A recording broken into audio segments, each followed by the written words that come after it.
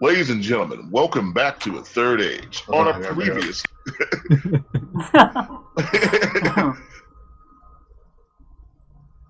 Does anybody know what number I'm on? There were numbers? Just on my YouTube thing. Yeah. Oh, I think I'm up yeah. to, No, I don't know what number. I don't know. Let me check real quick. 15? I think it's something like that. You know what? I could totally see Ruin bringing us into Barovia. Like, no jokes in. I could absolutely see Ruin bringing us into Barovia. Exactly. So, if we don't want to start at a very low level, again, we would just transition our characters to Barovia. And then the problem is, though, if you come into Barovia, at which point in the story are you coming in at level, like, well, I mean, you could be up to, like, level 6 by the time that happens. Damn. Okay, we'll just say that even if you are talking about the cave with the furry people, even that can still be encountered around level 4 or 5. Shit. Just kill them. Yeah, there's not necessarily a part that we would breeze through at Barovia, even if we did come in like 4 or 6. So you could start after the introductory mission, you mean? Absolutely, yeah. First off, the introductory mission, which I believe is called Death House, is not even really connected to the story. It's just written in a way that's foreshadowing. So that can just be ripped out and just thrown in the trash. Okay. I have a copy of it as a PDF. So I'll go over it anyway and see if it's worth buying. That's the biggest thing. After that, it should be good. I will look at the viewer ratings to see how the module works on Roll20 before I purchased it there. Because you can obviously get it for like $30 from Amazon if you just feel like filling in the maps yourself. You know what I mean? You can save $20 if it's not going to work properly. Yeah, I was thinking about that, and I do have the maps and stuff like that, but I mean, as far as I'm concerned, it's much easier for me to just fucking buy it and put it in instead of having to do all that work. All right. Cool. As far as beginning goes, the only thing I really know about like Ravenloft and the Mist, quote unquote, is that it can, it probably definitely does adversely affect the character. So I wouldn't mind being de-leveled down to that intro kind of point, just after that arbitrary mission. That's also perfectly cool if we do this later. Yeah, I prefer to start at your recommended level, because otherwise then it still becomes a lot of work on you if you have to go back and scale everything. Yeah. Okay. Yeah, Death House starts at level 1. When you get out of there, you should be level 3. A Death House can fuck you. We would just start there. Yeah, so we'll figure it out. Yeah, but that might be a good idea too. I'll look into it. I would still want to use one of my new Strahd characters for that's fine. Strahd, but we'll burn that bridge when we cross it. That's totally okay. Where are we? We left room 9. You're just I think you're on your way out back to civilization. Well, the camp. What happened is we just saved a bunch of kids. We are walking out in slow motion triumphantly while the kids are skipping happily down the hill, and we're about to walk back to camp or the city with all the free children. Right, they're not kids though, but free children. Yeah. Hey, look! I just found all these kids. No, they're not. There's this guy up there selling them. They're not kids, but they're like, refugees, I guess you could say, escapees. Yeah. Nephew's there.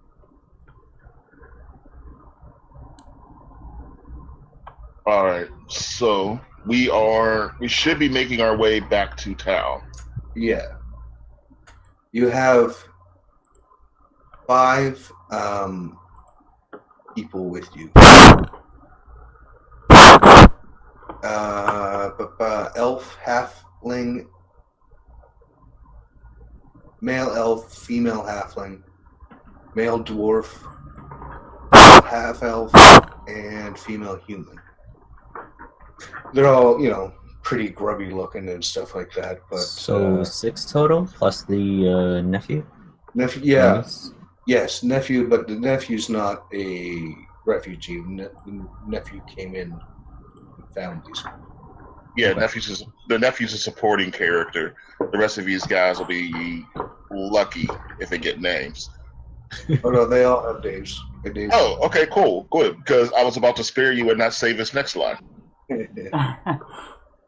Whose name? I can even have a short description of them all. Okay, cool. Because I was about to introduce myself. Okay, to who? To all the refugees. As we're untying them.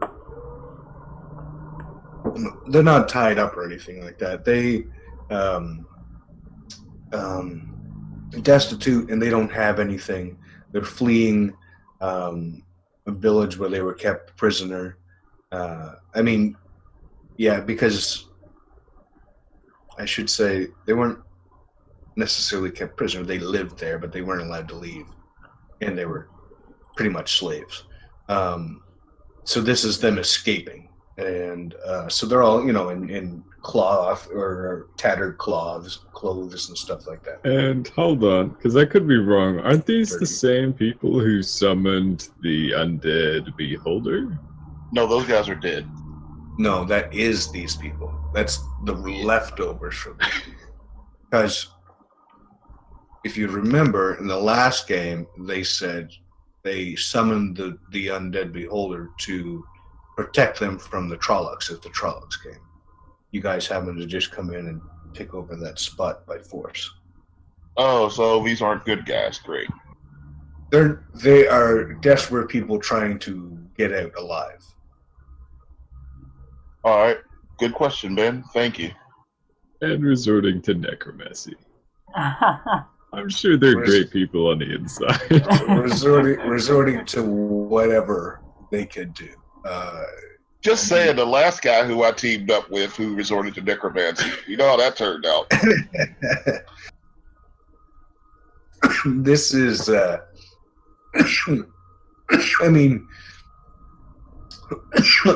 depending on your character's point of view, this is more out of desperation than evil. All right. But Ben being whatever the fuck he is, he can turn that however he wants. Stand down. Become. My name is Crimson Claw, First Rider, Fortunate Sun Chaser, Shane Softpole. I can see by your tattered clothes and your dark faces that you have known much fear. However, what you have turned to will only cause more fear. How can you prove to us that you are not our enemy? The elf steps forward. He's rather tall. He has long silver hair and gray eyes. He's looking at the dead bodies around. And he looks at you and he says, "We didn't attack you."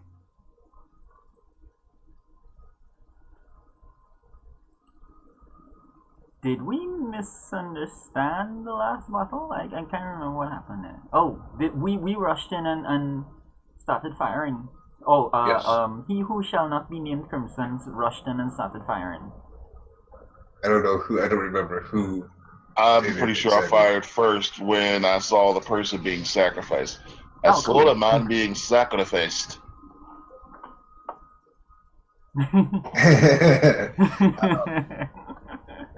So, okay. The elf says, yeah, he's really distracted by the bodies.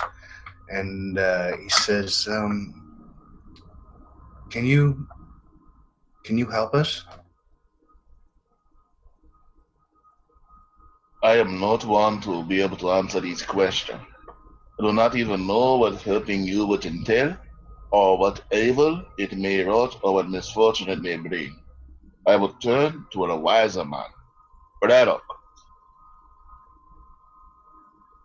You know where somebody else is. That was just a joke. Yeah, no. I was Anyway. actually about to say, Braddock, I need you to seek for me a wiser man.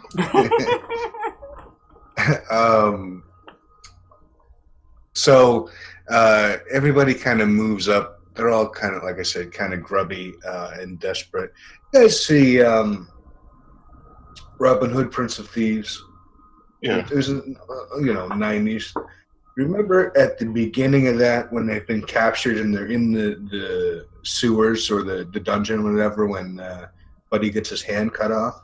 I recall. So those guys, when they run, there's a scene where one of the guys who are chained says, "Wait, take us with you." And then they run by and he just kind of and then starts crying because they ran away. That's the situation these guys are in. Fair enough. I don't know. I see things in scenes, so that's the scene I'm seeing right now. No, I got you. I do the same. Braddock, what do you think? Now, call me crazy, but I'm a little stuck on the human sacrifice bit. My friend makes a good point. If you are willing to sacrifice one of your own, what are you willing to do to outsiders?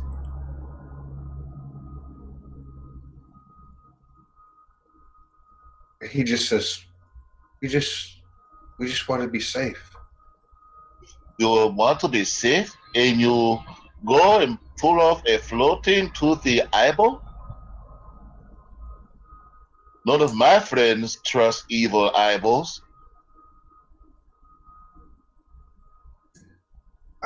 And then he smiles and looks at Ruin.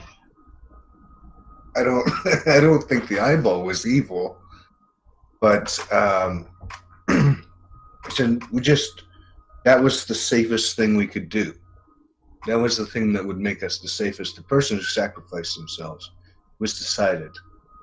It wasn't like we just grabbed this guy and started jabbing at him.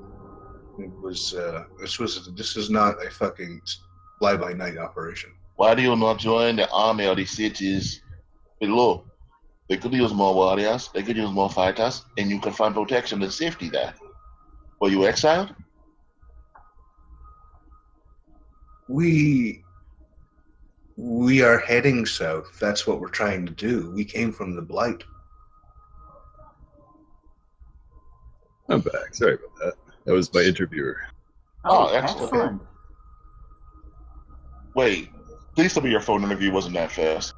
No, they moved up my in-person interview. Sweet. All right. Yeah, good Get going, that man. dagger in your beard. Okay, so what happened? What'd I miss? This guy's just trying to convince us that it's cool that he was sacrificing people, and it was the only thing they could do. And he's trying to convince me that it's totes okay that they were summoning a beholder. Okay, seems legit. I'm gonna incite that. Oh, 23. Wow.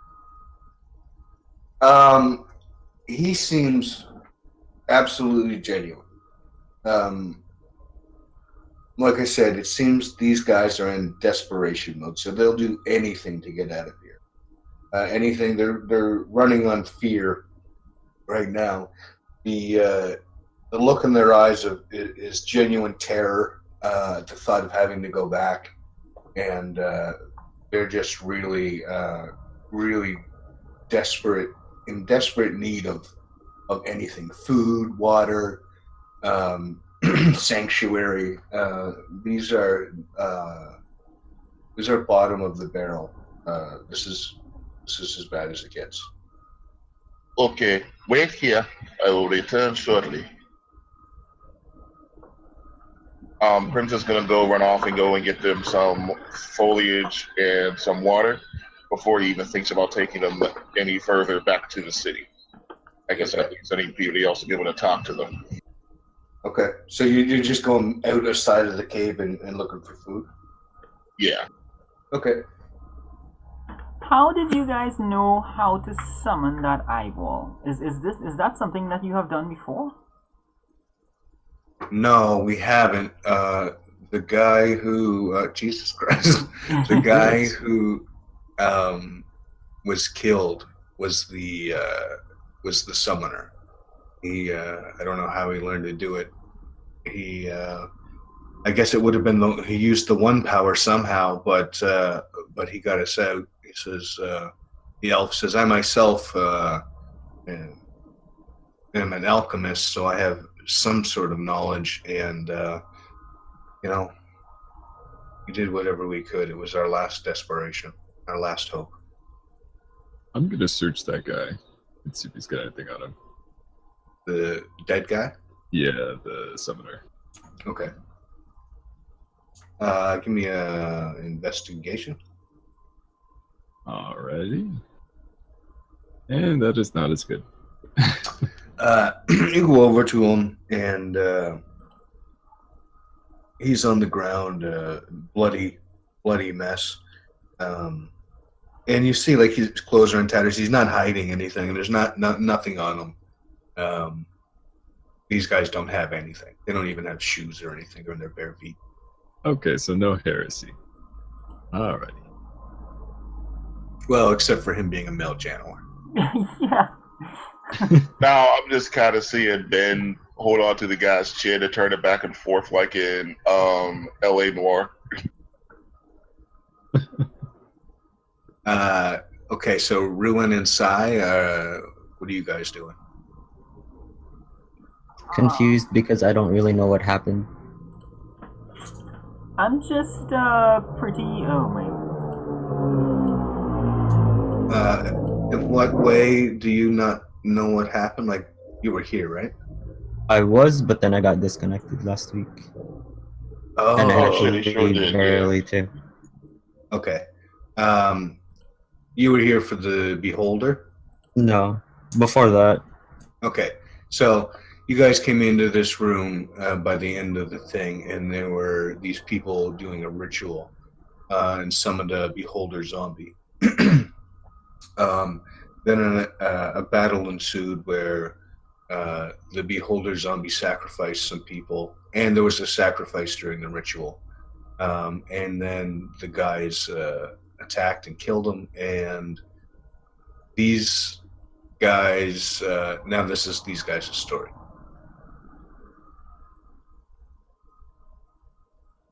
Sai, what did you have in mind?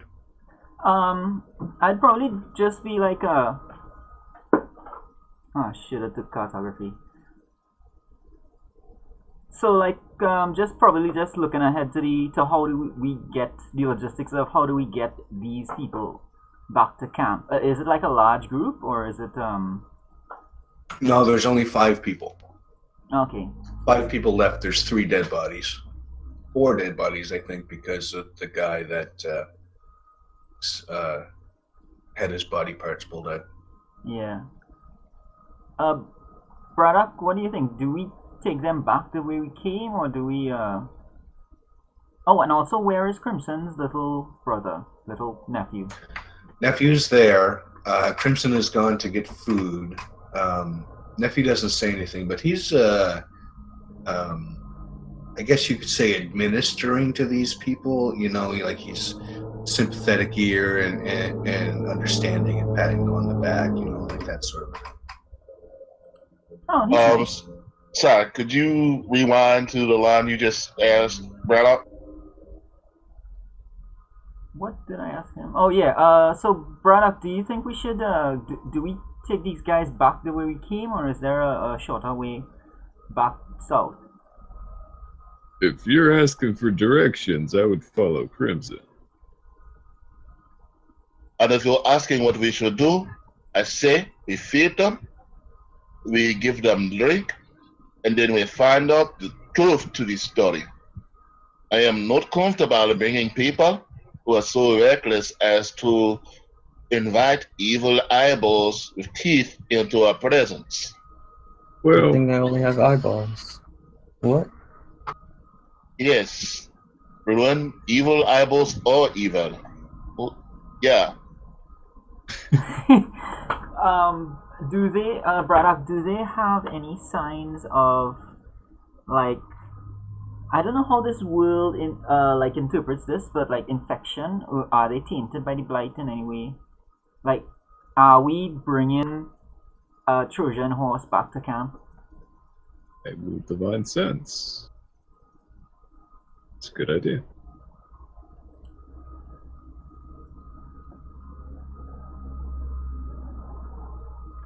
You don't know it's on the truth yet, do you? No. Yeah, no, you don't sense anything. There are spells in this world that allow you to delve people and see their health, but you don't have those. They're in the conversion to the Wheel of Time. I don't know if you've got it or not. Anyway, but no, you can't sense any. I guess you would say lingering evil or darkness or anything like that, aside from the shock and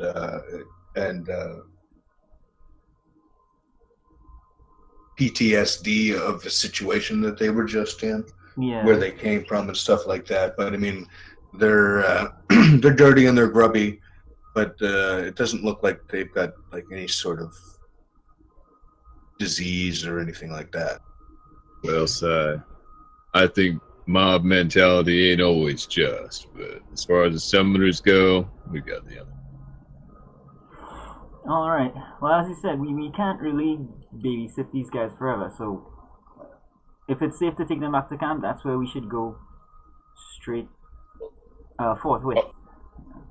All right, so Crimson's going to take a bucket of water, lay it down in front of him, a second bucket of water, which is for drinking. And, there's a couple of pieces of, I don't know, just some vegetables that he was able to get together because obviously he doesn't have time to cook here. Yeah. Like, So he's going to mushrooms say, and stuff. that is for washing, that is for drinking. Wash first, then drink and eat. Okay, Zach, it's like you said. We could take them back to camp, but if we take them back to camp or the village, you do not know if they will simply try to do this again. You also do not know if these villagers will accept them. And if they stay in this mountain, who knows what evils or what foolishness they might wreak or wrote. Here I was is thinking extremely more, dangerous. Yeah, I was thinking more the military camp because I assumed they would have people there who are like whose job it is to deal with these suspicious persons. Yeah, that's right. Yeah, there are people in the army whose duty it is to do that. You guys are, I mean, I don't know how to really say it, but this is like, if this was union work, this is not your job. Yeah. Never scabs anyway. With that said, Kurt's going to say, so, what lands are you from? Yeah, the Blight is a big place. Where are you guys from? Let me look at the map. What set your claim? You, dwarf, throw up your gang signs.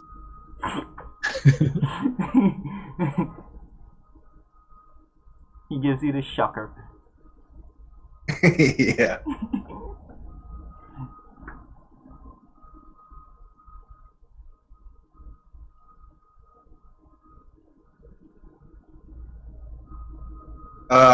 They say it's called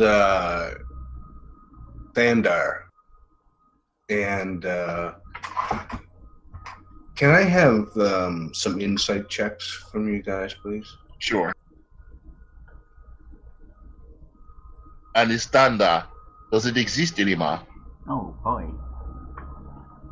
Off to a flying start we are.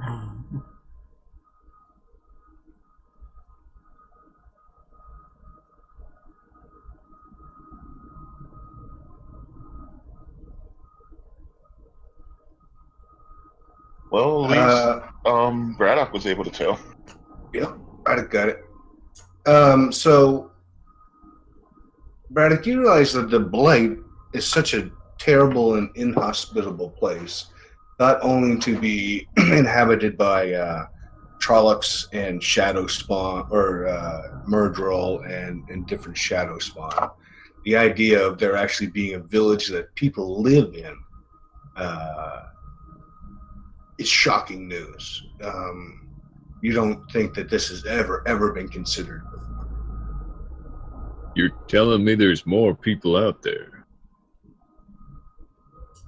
Yes, there's more. They have blacksmith. That's where they make those terrible swords for the Murdrol. Also, they buy and sell people who can channel the One Power. All right, now I think we need to get these folks to Lieutenant Beta. Very well.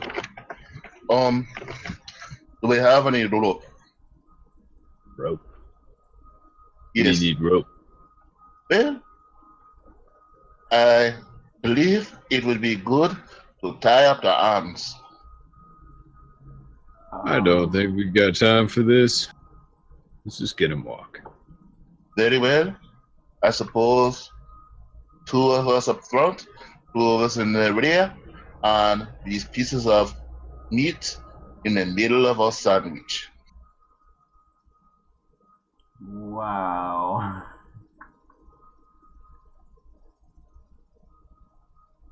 Okay, get a move on.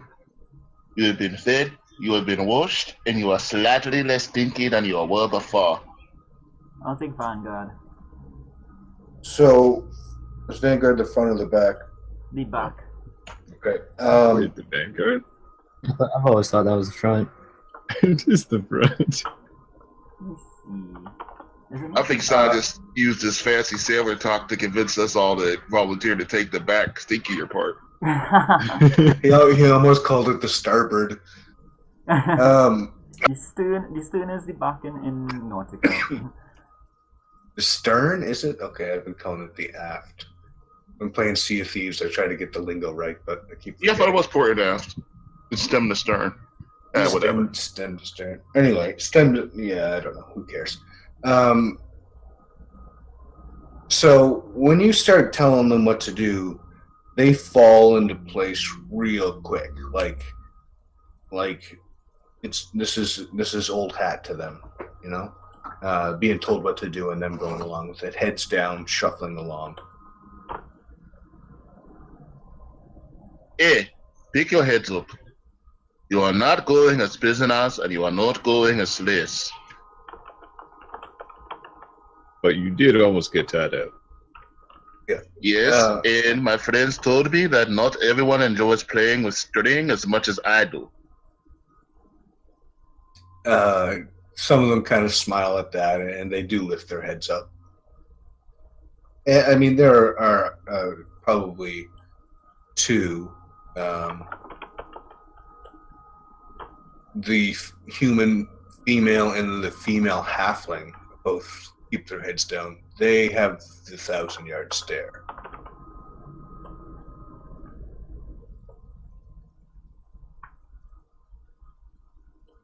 Well, let's get him out of here. And they kind of shrink away at like your touch and any men's touch. At any man's touch? I see. It's a shame. Listen. This little light of mine, I'm gonna let it shine. And Crimson starts to sing that to them while we walk. To Crimson, it's singing. To us, it's the sound, that noise that cats make at midnight. Yeah. I was gonna say. They're just eyes wide. Yeah. Sheer panic mode. They're like, oh no, it's happening again.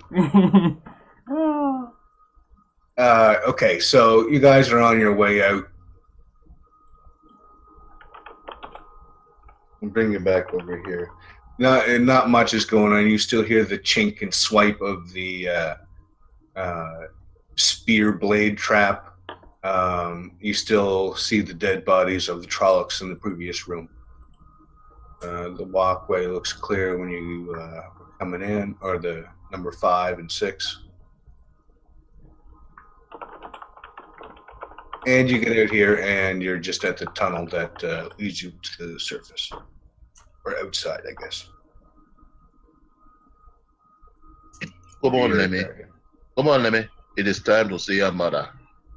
No. You have to learn to take your medicine. He doesn't really say much. He looks at you and then kind of goes back and comforts the I almost called them prisoners, the refugees. Your mother will understand.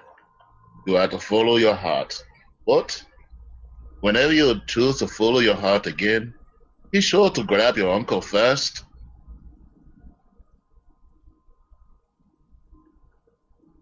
It's hard to tell if he even heard you. He's just, administering. He's not paying any attention.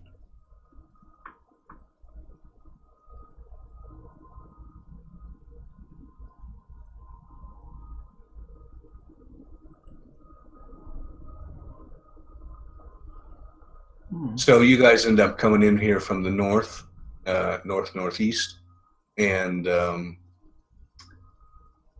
you have the refugees in tow. Okay, cool. So does the watch see us? Yes, they see you, but they recognize you. It's not a big deal. And they wave you in and say, "What happened? Where did you pick up people?" My little nephew ran away. We went to find him, and we ran into these people. Maybe speak to the lieutenant, please. Yeah, go ahead. He's down there by his tent. Okay. You guys go ahead. I'll catch up. I need to drop off my nephew and my sister. Okay, so you guys are going to go down here to the south.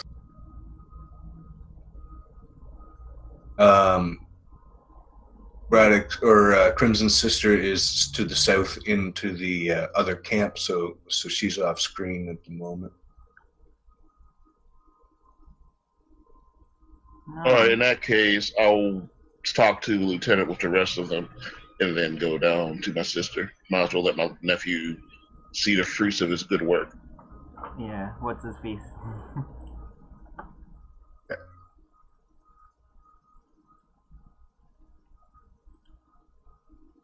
So, you guys are, Braddock and Ruin are there.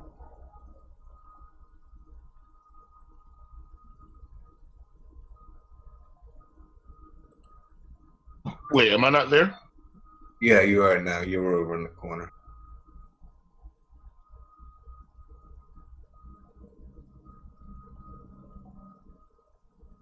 So, Beta's there, and you guys walk up to him. He says,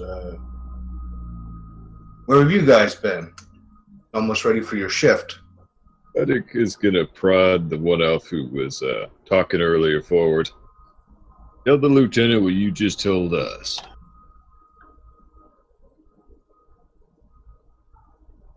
Okay, he says, there's a village in the Blight, and goes through the whole thing. And Beta's just like dumbfounded. He doesn't say anything. He covers it up pretty quick, but you can say he's fucking shocked. And he says, "All right, well," he calls to one of his second in command. I don't have say it's Thomas, and he says, "Get these people lodgings and anything to eat or drink, and keep them away from the men, and we'll question them further at a later date." And Thomas says, "Yes, sir," and leads them off. Nice. I feel a little better. He says, "So how did? What, I don't understand. How did you get these people, and how do they know this?" How did they know this? How do Like, they how know did- that? How do they know there's a village in the Blight? They're refugees from this village. See, we was chasing Crimson's nephew all over the mountains, and we bumped into him. Wow. Okay. Wow. That's pretty terrifying, horrifying, actually. Well, now we know where all the people are going to get snatched up. If that's anything. Yes, that's true. No, that. This is big information. I wonder what else they know. Also, the place where they are from, it would seem does much of the smithing and much of the weapon creation for these Trulux. Really? Well, that's incredibly valuable knowledge. Good work, man. Apparently, they don't just spring up out of the ground armed. No, that's true. And some of those weapons they've got, those are not just ones you can pick up. You know what I mean? Yeah. So he's like, "All right, well, good job. Do you want to be around when we question them?" If anything stands out, give a holler. Otherwise, I believe we're on shift. Very good. Dismissed. Yes, sir. I got a little bit I have enough time before my shift starts to take my brother to his mom, right? Yeah, you got like probably 20 minutes. Come on, Lemmy. Let's go. Okay, so he follows you, and you get there pretty quick. You know you can hear her just through the forge, ringing out, and of course you can hear her yelling at people. Not in like an angry way, but just in a fucking loud, boisterous way. Yeah, her usual thing. Come on, come on. Still Splitter has wares if you have gold. And you come up to her, and she stops hammering and screaming, and goes over. She says, "Lemmy," and runs over and gives him a big hug and lifts him right up off the ground. You can see him like pulling back, like a teenager would when his mother tries to give him a big hug. Hey, little nephew, I leave you to the warm embrace of your mother. Too bad I never got around to getting you those grappling lessons. She just says, "Oh, thank you, brother. Thank you so much. I don't know how I can ever repay you." Oh, sister, you know I always have my family's back. After all, he is my favorite nephew. Well, thank you. Come see us after your shift, and we'll have some baked fish or something like we used to. Whatever Sounds the fuck good. we used to. Okay, sister. Dear Splitter, don't hurt him.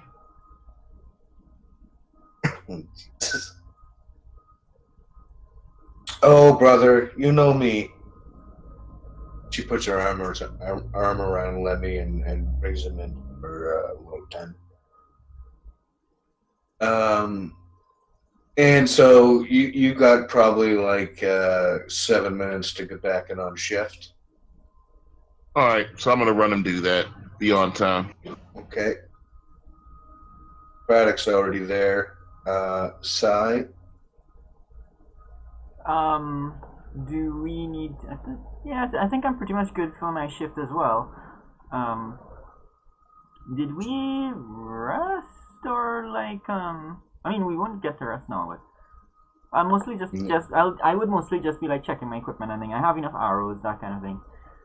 Right. Okay. Are you there with Braddock before, after? Probably not before, but with or after Braddock, or with or after Ruin?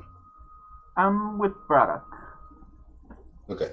So, Braddock, you're there 15 minutes early. You go in and just make sure everybody's on guard. Make sure they're doing their job. Not too long after Sai walks up, Yeah. kind of hangs out with the guys a little bit or something. I don't know what he's going to do.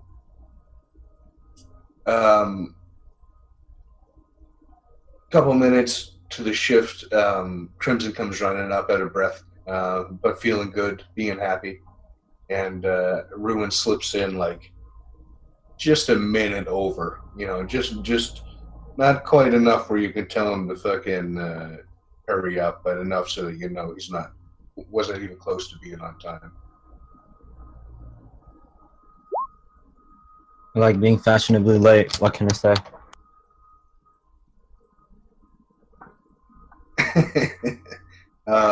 So yeah, you guys go into your shift. It's fairly uneventful. The guys who were there before said was real quiet. You were the only thing that they saw, and the reason actually they bring up in small talk that the reason they came in is because the last guy cycled out because there wasn't really anything going on then either. So it's been quiet here for the last little while. They've had a little bit of raids and stuff, but not anything. Especially when you guys got here, it's been quiet, dead. Oh, good. Let me see it. Let me see it. I want to see it. It's quiet. Too quiet. Oh. Even when you guys went up into the mountains and into the pass, there wasn't really much sign of anything. You guys got in the. Oh no! Wait, you guys saw armies. You guys saw. You saw Trollocs walking underneath you. I do believe. Does anybody remember that? No. I don't recall that. Are you sure that Are you sure that this happened in Lord of the Rings? I was about to say, like, it's Mordor. Okay, well then, just for the sake of not being Lord of the Rings, we'll say you didn't see anything. I think that's going to contradict if anybody watches the last episode, but since nobody else remembers it, if you are certain that happened, then I will definitely stick by your judgment, and I have no problem with retrofitting that having happened if you intended it to and it did not. I'm not sure that anything ever happens after it happens, so, whatever. If it makes the story better for that to have happened, I have no problem with it.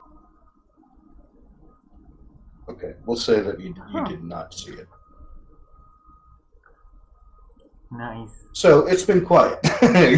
Quiet, you guys didn't notice anything when you were in the woods. You just happened to follow the kid, but nothing really to comment on. So anyway, that being said, the night passes uneventfully. You guys do well. Braddock is keeping you guys in line, so there's no fucking slack. He seems particularly harsh on Ruin because Ruin seems particularly irresponsible. But Crimson, you get it, and of course you get it. The importance of having watch, and you keep your eye out, and everything looks good. Yeah. So as the sun comes up, that's the end of your shift, and the next guys come up.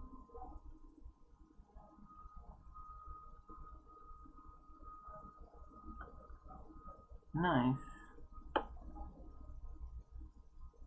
Braddock, did you ever get to? Did they ever give you that carrier pigeon? I believe we had a cage home in the car. I'm just wondering, the things being as silent as they are, and is Trollocs being as silent as they are, do you think it's possible that we are merely protecting the wrong front? I would assume that, or we're vastly overdue for an attack. So either we're about to be hit, or somewhere else is. Well, when you guys first entered Shine, shortly thereafter, there was the word that there was a huge battle in Tarwin's Gap. You'll look on the big map.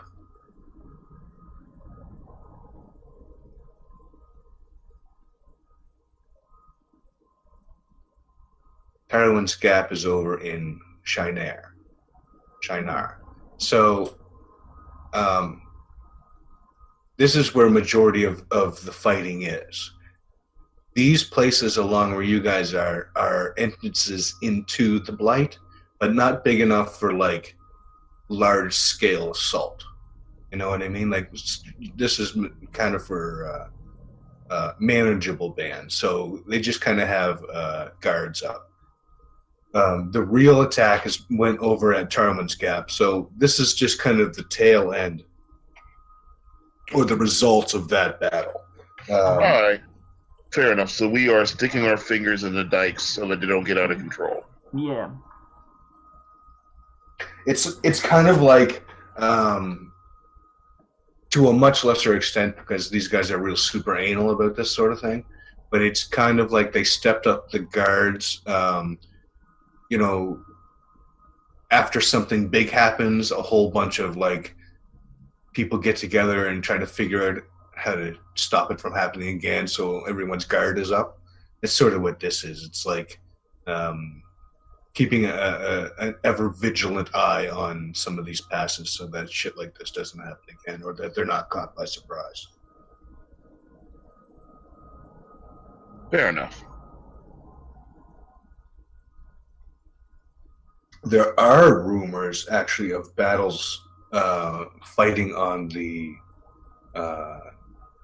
West Coast. We're always fighting over here. Boom, boom, boom, boom, boom. So Boom, boom, boom.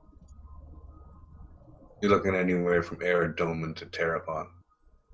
They're saying it's in Falm, Toman Head.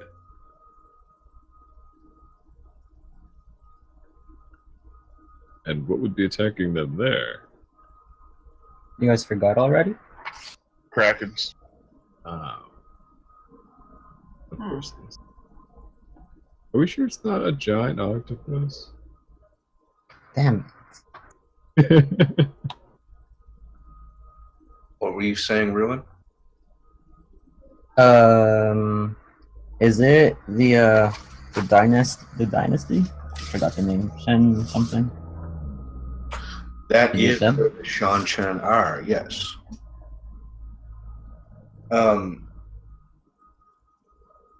As you guys are walking back off of the shift, and you guys are talking, like saying, you know, Ruin saying Shan Chen are on the West Coast. You guys had to swear the oaths and all that stuff. And I think that's where you had to go to the inn, deliver the letter. Yeah. So on your way back, a runner comes up and says, the lieutenant wants to talk to you guys, something about the refugees. Okay, let's go. Absolutely.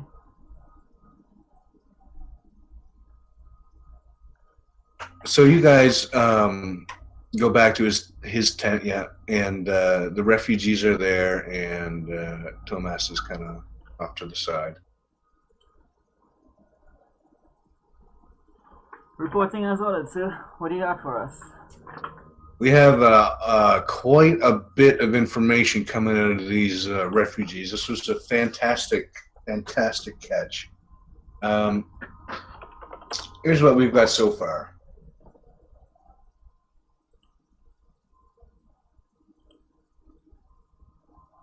There are people buying channelers in the Blight. There's an active channeler trafficking ring. A new market has opened up in the west for for channelers, but they don't want Aes Sedai or any woman trained in the the White Tower. They don't want men. The ones in the Blight are taking men. And women. They say the place that most of the channelers are being focused through are coming, and this is weird. It said it's somewhere south in Saldea on a river, and there's a lot. They sell mostly berry flavored ale. I don't know what really that means, and well, Very flavored ale. they also said that there's a large force of Trollocs and Murdril coming through this pass, and an attack is going to happen in 2 days. So we have to form up. We have to make plans and figure out how we're gonna do. Absolutely, sir.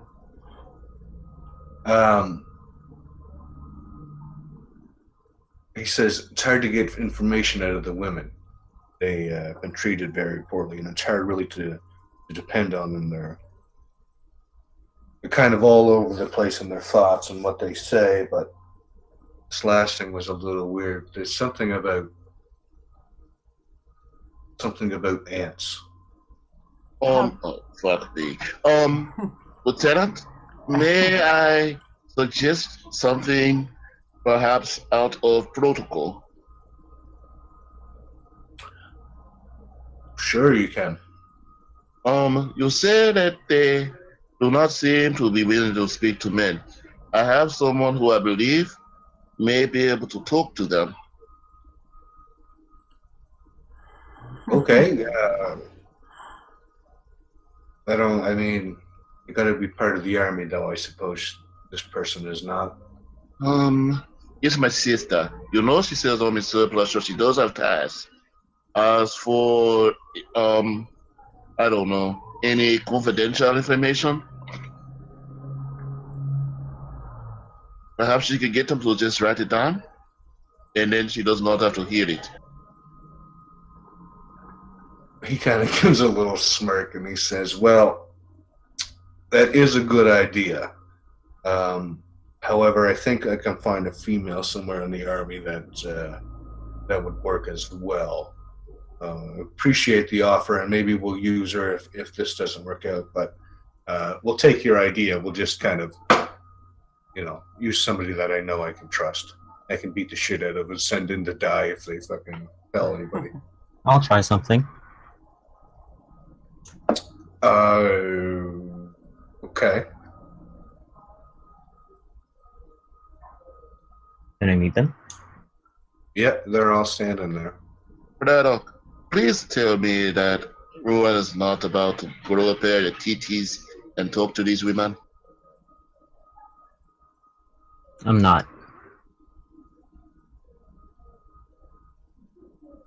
I mean, I can't promise, but I'm not. Well, let's see it then. I'm gonna cast Friends. But... Fuck.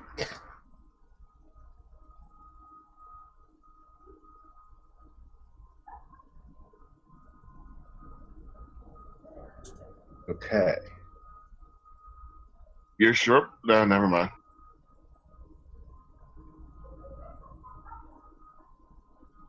Well, if you look at the components, you've got verbal and material, and materials makeup applied to the face. There's no somatic component. Important question. Okay, I'll just put on... Can I... Is the makeup on you? Or Yeah, them? on me. Because, I mean, technically, if you get down to it, all you really have to do is put makeup on your face and talk soothingly to them. Yeah. Right? I mean, I guess technically you could get away with that. It's not like a fireball or anything, So, yeah, I mean, I shouldn't say I'll allow it, but it gets by without anybody too noticing too much, other than you're just kind of a silly little boy putting makeup on his face and talking to fucking people. But For whatever reason, That's they that. actually are not shocked to see Ruin just randomly put on eyeshadow and fuck with his hair. You see yeah, my cat eye? Dude, that's so sharp. yeah, black lipstick and nail polish. It's war paint, man. It's not makeup. So, okay. And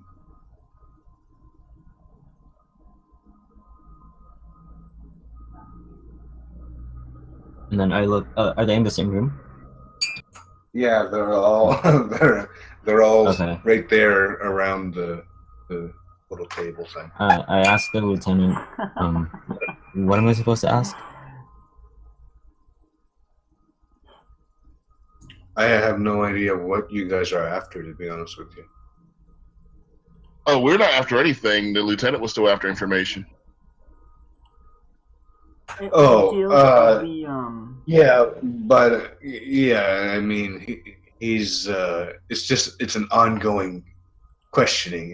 He's not demanding answers right now. He's got to worry about the incoming attack. Oh, it looks like you put on your Sunday best for nothing, Luran. Well, I'll just save it for later. It makes me look pretty. Feel pretty. Oh. And he's real standoffish about it. See if anybody mentions it, he's like, "What? What?" Paint me like one of your French girls. Okay, so Thomas comes in around the map and he says, "Gather around, you guys. We got to figure out how we're going to do this." Yeah, do you have like a representation of the pass? So we can see if there's like cover fortifications we can make or anything like that? Well, we have this part cleared out and we have a little bit into the past, but not much. In fact, you guys are probably gone in deeper than anyone that we've got. Yeah. What I think we'll do is send you guys in to scout the path and check out peaks of the mountains, or the peaks of the, I guess you could call them mountains, they're not real mountains, and see what we can work with. I mean, if it's a big enough force, they're just going to wipe us out. We need help, or we need an inventive way to win this battle.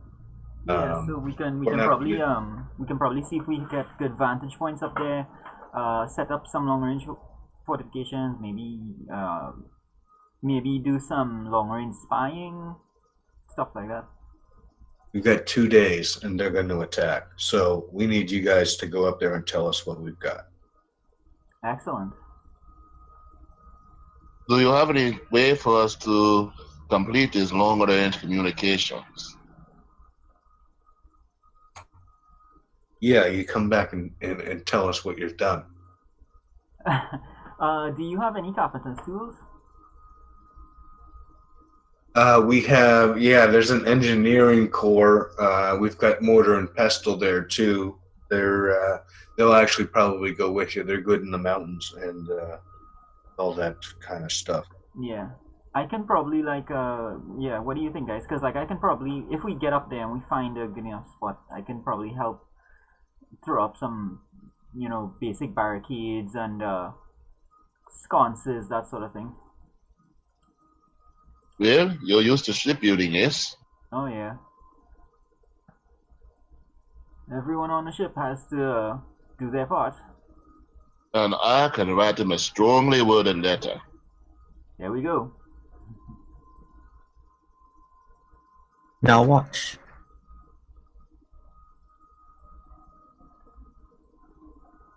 All right. Well, I guess we'll supply up, whatever that means, and we'll be off on the next leg of our task. Okay, what kind of supplies are you guys looking for? You can go to the quartermaster and get it, but get it, write it down on your sheet, and you'll have it. Did we get a chance to rest? You have not had a chance to rest. Yeah, we'll need to. All right. Well, I guess we better do that, and then. In fact, I don't think you guys have 8 hours to sleep and then go into the mountains. What about a short rest? Yeah, you can have a short rest while you're getting your gear together and whatnot. Okay. Yeah. Better than nothing. Yeah.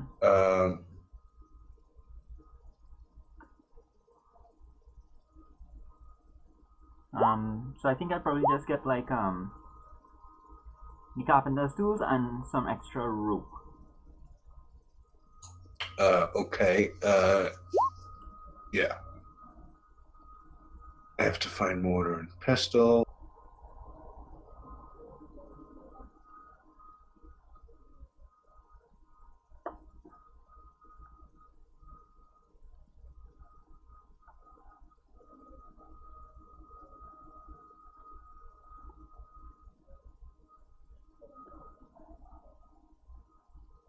Just looking for the prices. Yeah.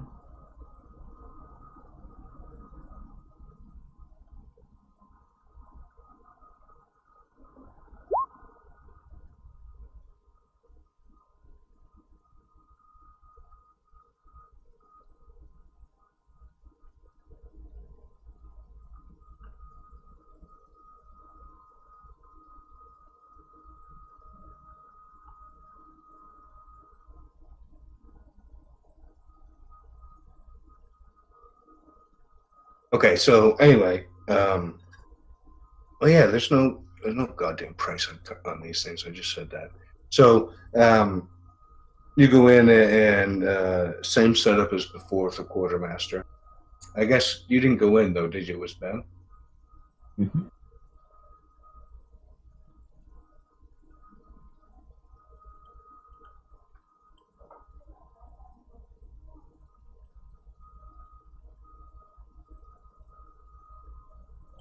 Okay, so you go in and there's the guy there, and he asks what you're looking for. Carpenter tools. So is there anything specific? Is there carpenter tools like as a thing for tools? Yeah, it's a kit. Like well, it's tools. It's Okay. artisan. Yeah. Okay, that's cool. Yeah. I just didn't know if they had it or if you were just looking for things in particular. Oh yeah. That's in relation to the extra tool proficiency I was supposed to pick up at level 3. Carpentry is what you're picking? Yeah, I chose carpentry. Okay.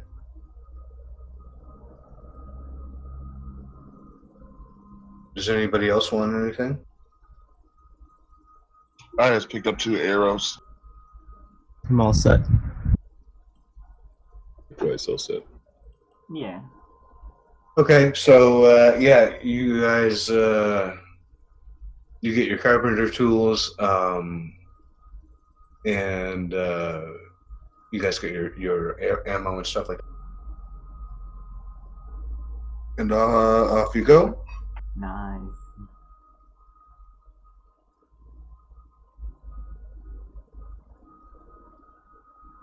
Alright, and we have rope. Alright, so we've short rested, we're equipped, we're ready to head out. Okay. Now, I don't have a map for this part. So just imagine the Turkish bathhouse again. Ooh, sexy times. Wow, somebody attacked someone with a machete and a Kogos near me. Hold on, What? what? I just looked, and this is on Facebook, so it doesn't mean it's real. But somebody attacked somebody at a Kogos near me with a machete. Well, not technically near me, probably about half an hour or an hour's away from me. What's a Kogos? It's a gas station type place that has food and shit. Like how Like a that's the only 7-Eleven? thing that stood out. Yeah, like a 7-Eleven. Oh, okay. Wait, hold on. I just said somebody attacked somebody with a machete. Also, that person said somebody was casting multiple spells on them. But the part you were most confused about was what the store was. So the machete and the spells are cool, but the store is weird, huh?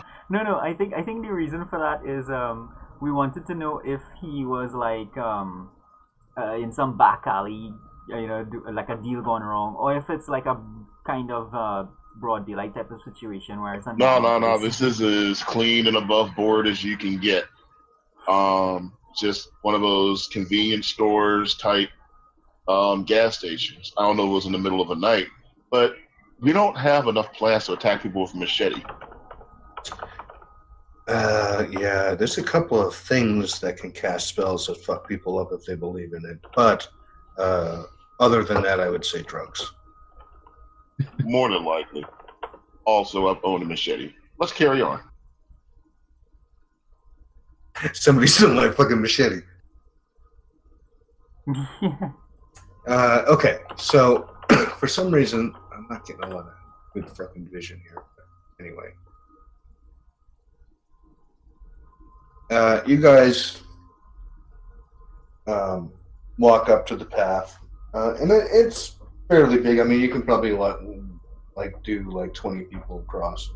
So you walk up, and you're heading to the same spot that you were at before. With the cave that you just came out of, because that was elevated. So you guys get up. That's kind of the highest spot that you've seen. So we'll start you off there, and there's sort of a path that keeps going around the mountain. It looks like it's going up. You don't know how long it's going to take to keep go around. And there's a mountain on the other side too, but like I said, it's about 20 people across, 20 feet at the base. So, but it's got enough cracks and rocks jutting out where you can climb it. It's climbable, but it's not going to be easy.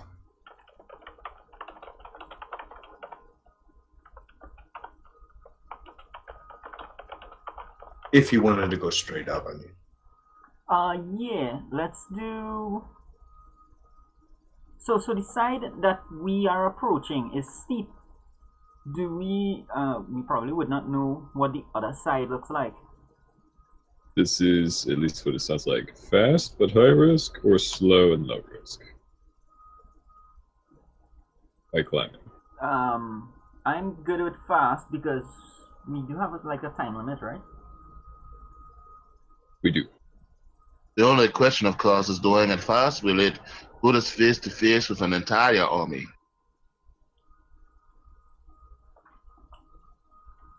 Well, call me crazy, but I don't think there's going to be an army on top of this.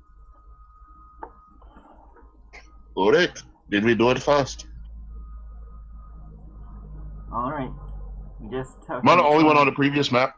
not to slip and There's fall. no map. Yes, probably. All right, sorry, not everyone except for me. Is that possible for like different people to be on different maps? No. No, it's possible for me to be on the wrong map and you guys to be on the right map. Or vice versa, I should say. That would actually be pretty cool, but probably really annoying to program and will probably break roll 20.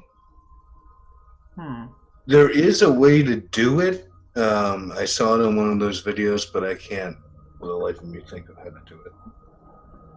I guess you could probably adjust the vision.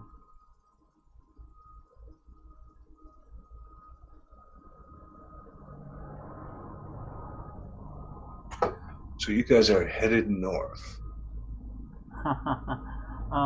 Where did we start off? Oh, love, give us a ping.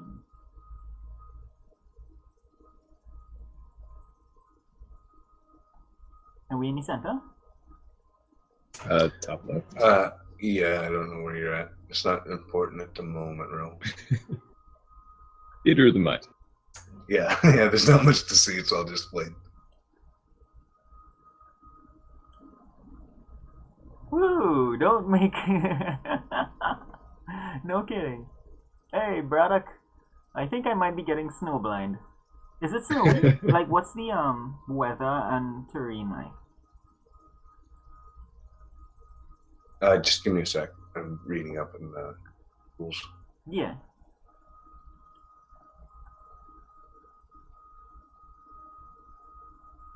The plot twist is we're all dead and this is heaven.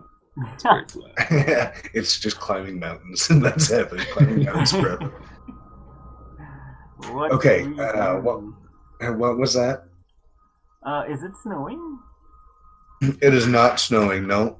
I mean, I don't know if I can properly draw this map. It's just gonna look like a child drew it. So That's probably a good sign. Most mountains are that way anyway.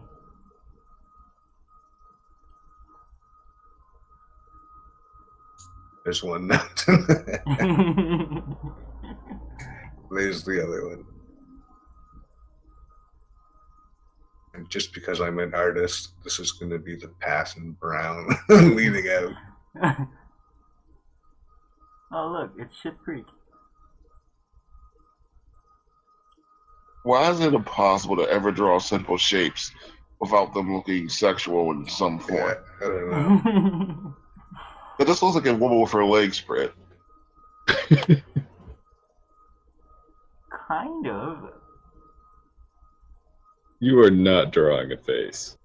If you draw, okay. No, these are legs. Okay. She's got club feet. She's a mess. Anyway, I should probably erase that, but Too late now. Yeah. This is the world we live in. okay. Mike, Yeah, the you feet, weren't the feet in. are fine. Mike, you weren't in the one shot that Zen ran.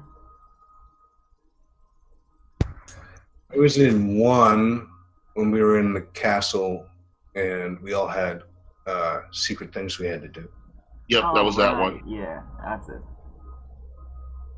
That was the one with the boob and the okay, ass so- kind of thing. You guys are moving on up. Are you guys taking the Very left or fucking right? funny, Mike. Oh wait, Oh, never yeah. mind. I'm sorry. Yeah, You sorry. don't. You don't actually know my last name. Never mind. Forget that. What I, I just said. do. I do. Oh, okay. And you did tell me because I think I did something like that before, and you did tell me, but I forgot. Do you guys want to check out the left or the right? I'm gonna go down the middle. Sorry. We do Wait, have to check the sorry. peak, This right? is not where you guys are at. You guys are like up here. That's a perfect circle. I thought that was a You know- flag. I was impressed for a second. So it should have been a flag. I should have said it was a flag. So like this is like the path, and then this would be the cave right here. So you know what I mean. So you guys are like fucking a little bit up the mountain. Okay. All right. Let's So we are definitely gonna go and try to go on up. And what kind of obstacles are we looking at? Well, from what you can tell right now, you're looking at loose rocks, outcroppings that you might have to get around. Other than that, I mean, slipping and falling, I guess, was probably your biggest one. I am really ashamed of us that none of us thought to ask for a dungeoneering kit. I can't believe nobody asked for climbing gear. Yeah. Well, the dungeoneering kit has like pythons and all those things. Oh, right.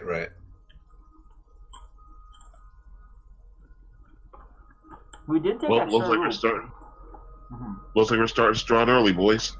You know, good start. So Mortar and Pestle do have climbing gear, Mhm. but just none for you guys. So they do, and I mean they well, actually they don't have 1,000 fucking sticks to put in the side of the mountain, but Yeah, they pythons. do climb up and I think once they Yeah. have enough to get to like a ledge, so you know we can make a first stop there and then pull up Okay. and stuff. Yep. So you guys give me either athletics or acrobatics, depending whichever one you guys want. We're climbing? Yeah. Oh, I'm going off of strength. Whew, that was close. Not for everyone. So give me your climbing order, I guess. I should have said first. I'm the fastest climber, so I'll climb up first. I'll go right behind Crimson. Going last every time.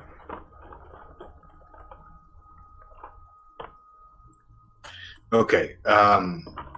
Mortar and Pestle actually bring up the rear. They're the ones that have the safety gear and stuff, just in case there's any slippage.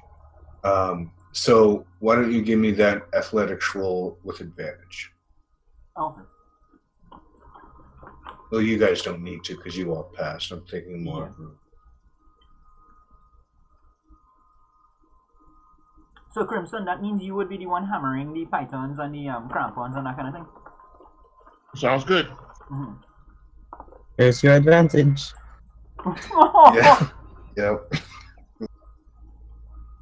I accept your service. So you guys are going up. Give me everybody else. Give me a perception check. Somehow this reminds me of our first adventure, guys. Yeah. I wasn't gonna say it.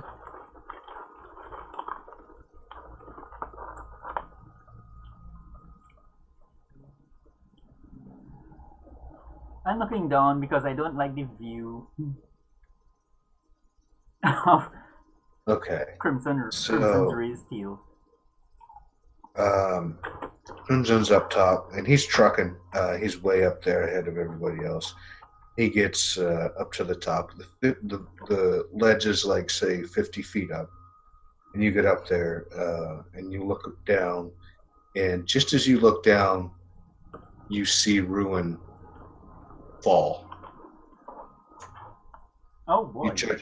You judge it to be about a 40-foot drop.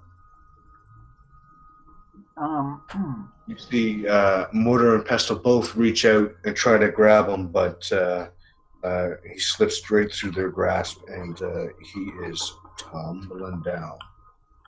If he's connected to the rope, can we do like a strength and see if we can pull him? Like halt his descent?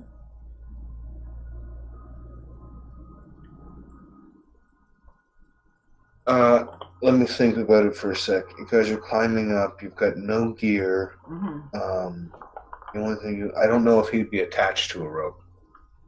That's the problem. But yes, let's say since Crimson was on top, Crimson gives me. I think I was the one who was just above Ruin, right? Because Ruin always goes last, so I'm the third wheel every damn time. Yes, that's right. Can I try to like grab his foot or something? No, he's gone. He's down past the dwarves. So okay. He's in free fall. Crimson, give me a strength check with advantage to see if you can hold on to the rope while you're on the ledge. All right.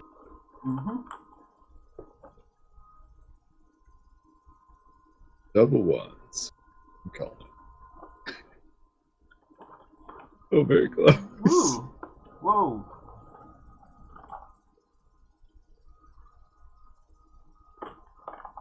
This does bring back memories. So, Ruin, how do you have a weight yet, or a height? What do you mean a weight and a height?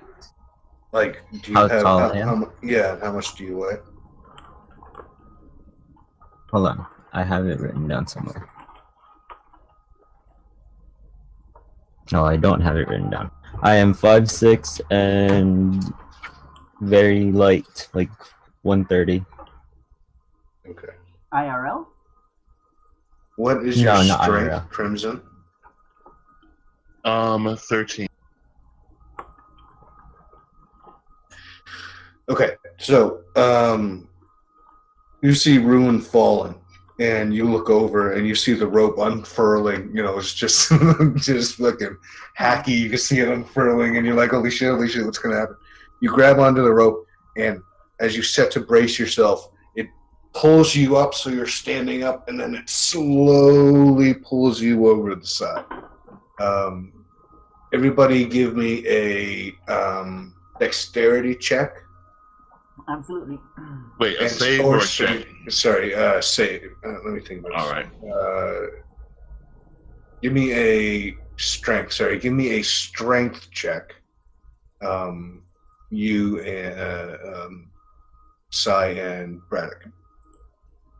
All right, so I'm doing a dexterity save, right? No, you failed your strength save. Okay, so somehow Sai kills it on strength. So between Good. Sai and, to a lesser extent, Braddock, you happen to slow the fall. But it's not easy on you guys hitting the side of the wall. So each of you take 2d6 damage. Cool. Braddock gets a participation trophy. So each of you guys take 10 points of damage. Not Sai or Braddock, Ruin and Crimson. Oh, okay. Ooh. I So thought you- Crimson was smacking us on the way down. No, it was the fetching up and the smashing against the side of the Yeah. side of the mountain. So we anchored them bloody- and they smashed. Yeah. So you guys are pretty bloody and roughed up and scraped, but you didn't hit the ground, which was good.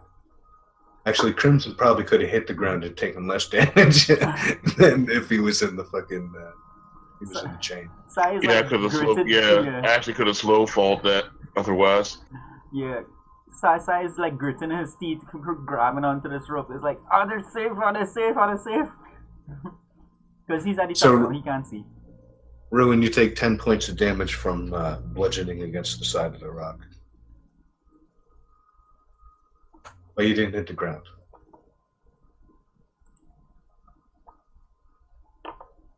Open So- my eyes, and am I dead? I look up. See Crimson's hairy nuts. God damn it! I wish sticking I had down. died. So eventually, you guys get each other pulled up onto the ledge. I mean, it takes you about an hour to get up that ledge. That's a 50-foot Yeah. in 1 hour. So the attack comes in 2 days. You guys have about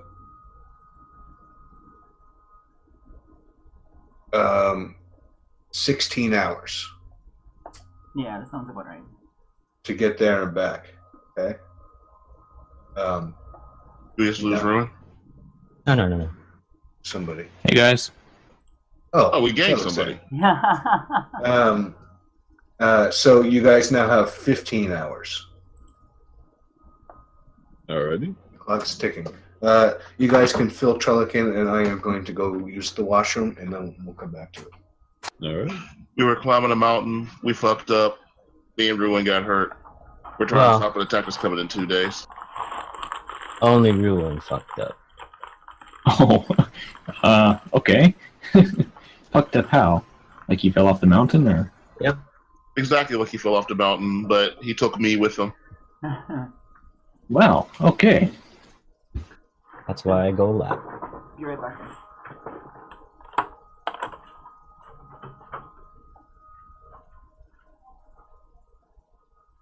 And we're scouting, I think. Because there's an attack coming in less than a day? 2 days? One day, 15 hours now. Wait, if the attack was coming in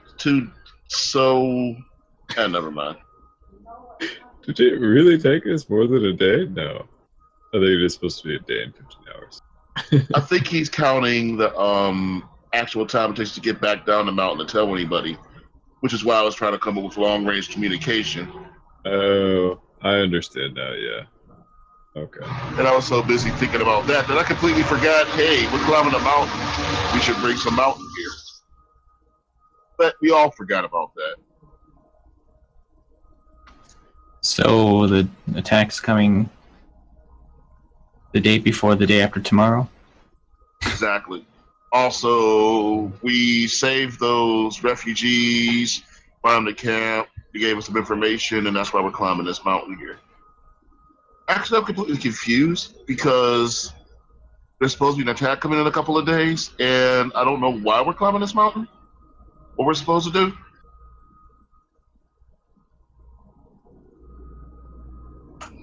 You're supposed to be looking at any way or advantage or something like that you can find to help defeat the army because it's big enough to destroy everybody. Is there somewhere in the map I can put my guy, or am I supposed to see anything?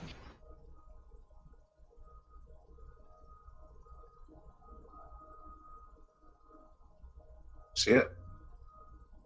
Oh, yeah. So, yeah, that's what you're supposed to do, and they found out that there's a village in the Blight, and that's where the refugees came from. Is there anything else? Did you guys get everything? I think so. Okay. So you guys are on top of the ledge. You just pull Ruin up. Everyone's just in a big sweaty pile, breathing heavily. And all of a sudden, Chadwick's appears beside you and says, hey guys, what's going on? What are we doing here? Oh, look at Mr. Hard Work again. Of course, I am always working hard. No, never mind. I'd say this time around it was probably best that he came when he did. If we had to climb up that hill with another person, it might have been rougher. Yes, you're probably correct.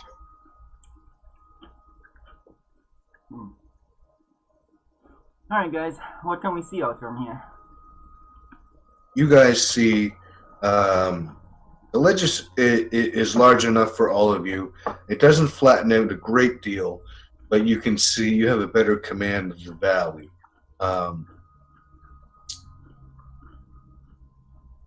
You can see from this area, you can see up probably about another 100 feet. And it looks like there's a plateau. Mm-hmm. And it's pretty much it, really. There's not much to say. You guys can give me perception checks. So another thing we forgot to bring was like a telescope or a spyglass or something. Wait, you own one of those? I don't think so. Yeah, you have a sailor background. You own one of those. I have a I pin.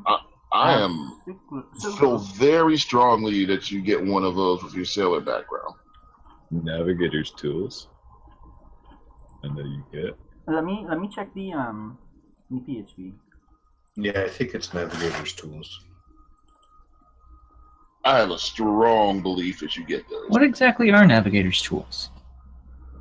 Compass, pens, spyglass, telescope.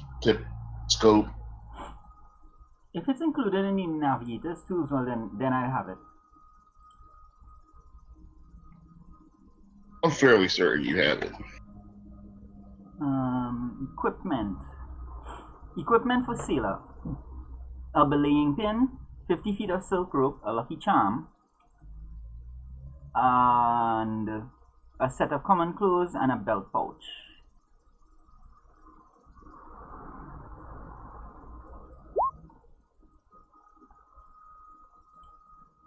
I can't believe it doesn't have that.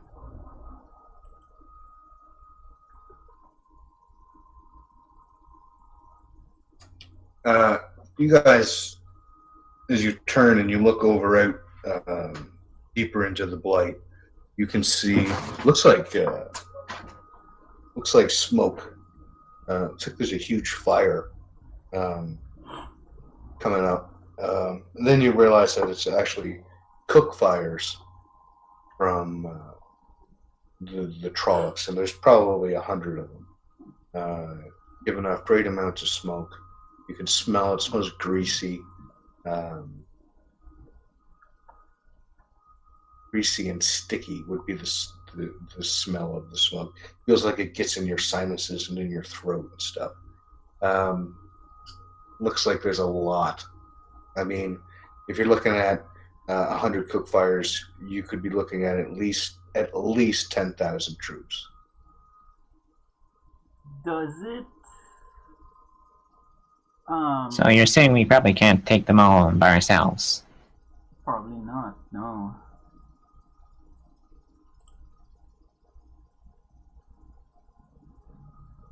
Can we gauge distance to that? I should be able to. You say that again, you keep cutting in and out. Yeah. Can we gauge the distance to them? Is it accurate in terms of the 15 hours? Are they? Yeah. Right. It roughly looks about right, you know, depending on how fast they move. But yeah, you're looking at roughly the right amount of time. Do they look like they're going to be going through the mountains? Yeah, it looks like this is the only way that they would go. And you guys have reports of an army coming through here in the next couple of days from the refugees. So this would look to be that army. Can we find some way to, like, collapse the mountain onto them, basically? Some kind of avalanche or something? And... Yeah. Well, I was about that, but I know we said it wasn't snowing.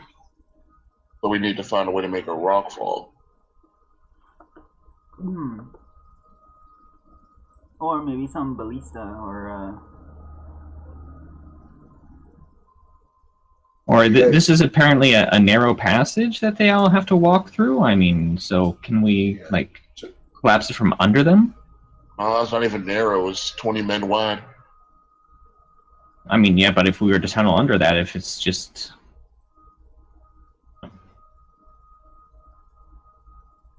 You guys have about 100 feet to go to get to the top of the mountain. Or tunneling underneath, that's a fantastic idea too. You would have to go back down, but you have 15 hours to get up, check it out, or do whatever you're going to do, and get back and report to Lieutenant.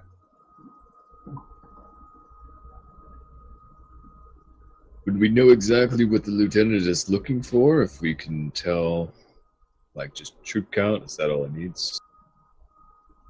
Whatever, if it's troop count, if it's a way to you know, like they said, drop an avalanche or dig underneath. If these guys get through the pass and hit you guys, you're all going to be dead. all right. I mean, considering the size of the army.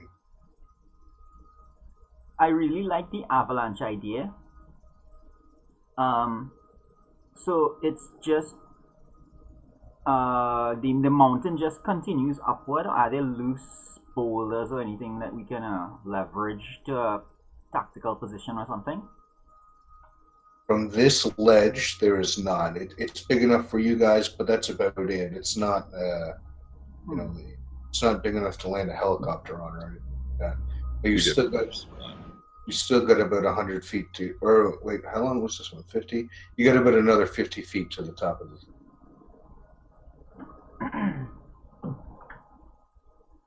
Can we just go to a bishop half-cocked? Yep. Yeah. Well, I mean, in fairness, any measure we would try here would, in reality, probably take a lot more than just the 15 hours. So we didn't really have a lot of we weren't going to be able to do something here to stop this army, I think. I was gonna say, do we have how far away is our friends? I mean, can we get them here soon or not so much? You mean your group? Yeah. I mean, they're probably 2 hours away. I don't know if you. I mean, you could bring them. I don't know because they have to stop the army. Like, All right. Here's what we're gonna do. I'm sorry. I'm just thinking. Sorry, it's hard to get all this done by ourselves. So, how many people in the group? I mean, like, if we got them back here in 2 hours to help. There's probably 20 people, but I mean, you can do that if you want. You can go back and get everybody else. No, what I was thinking is we don't actually need mortar and pestle. Yeah. We can send them back down with the message for what these troop numbers are while we try to figure out a way to get to redirect this army or slow them down somehow. Because even with that, there's still 100 of them to the 12s of what's left of the army down there. Yeah. Yeah. We can make whatever preparations as best we can. They can foot it back to camp and get us some extra muscle. They can take the information that yes, we have confirmation that the army is there, so the intel is good. We have the time frame. That's something also we know, and we have the numbers. So we can at least get the army ready to go. I don't think we can get them to help us. I think that still is going to come down to us. But we can at least send mortar and pestle back so that the army down there can get prepared so that they're not getting hit with 100 guys. I don't know what traps or what preparations they make or if they can get another group of people there. I don't know. What do you guys say? Do you want to send mortar and pestle back? Yeah, I agree. Because that sounds reasonable. Yeah, information was the point of coming here in the first place. So they needed to take what we learned here back to camp. We know there's 100 fires. Is that an accurate troop count, though? It's We need a closer look. It'll be like it'll give us some idea of scale. We can take a closer look. We still haven't finished the climb, is all I'm saying. Would we be able to see better at the top? Because or would that be even further away from them? Or because if we need to get a closer look, would we have to like go down and get closer?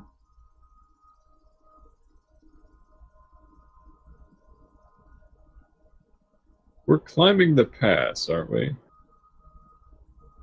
You guys are on the side of the mountain. You've gone up the pass, and you're in the side of going up the side of the mountain. You've passed where the cave was, where you guys went in and just freed those refugees. So now you're above that. So you're actually on the side of the mountain. Okay. And how far away is the army? If all we can see is fire. If they move, the way they should move, they're probably about 24 hours away. They're about. I guess no, I should say they're about probably closer to 36 hours away. So here's what I'm thinking. They already knows that they're coming and they're already preparing down there. That's what we already got off the old intel. If we wait here, we can get a more accurate troop count. Probably just wait until they're about probably, I don't know, 12 hours away instead of over a day. So we camp out here. And then we'll run back down when we have better info. How does that help? How does that help? Well, we'll know more of what they got and what the situation is. Right now they're 15 hours away, so that would be like 3 hours. 36. Well, They have I mean, 36. You guys are 15 hours until you can get back and prepare for the attack. Like, you guys have a time frame of 15 hours, 16 hours to get up, see what you can do to help stop the army or keep them from coming through, or otherwise destroy them in large numbers in order to help the people down there. That's the mission, as Mortar and Pestle will tell you. And they say sending guys back is not going to help anything. Getting an accurate troop count, he already knows that they're coming. That's what he's preparing for. The amount of troops isn't going to make a difference. He's going to prepare for the worst. Right. He's doing his job right now. You guys have a job to do as well. So we dropping trees or rolling stones? I mean, you guys haven't even gone to the top of the mountain yet. You're just on a ledge.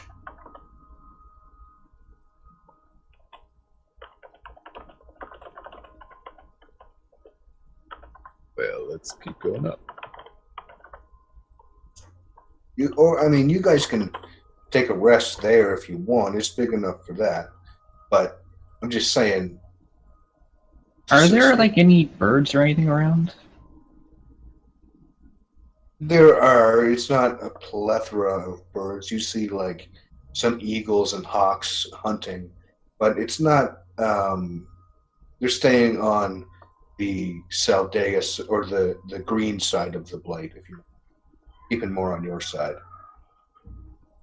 All right. Well, I mean, I have speak with small beasts. Can I yell out to some of the eagles or something here, and maybe get out some fish or something for them, and see if I can recruit them to come do some scouting up at the top?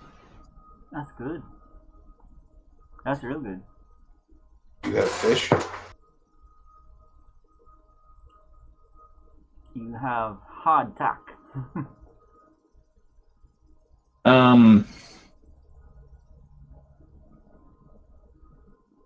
Yeah, rations. So jerky, I guess.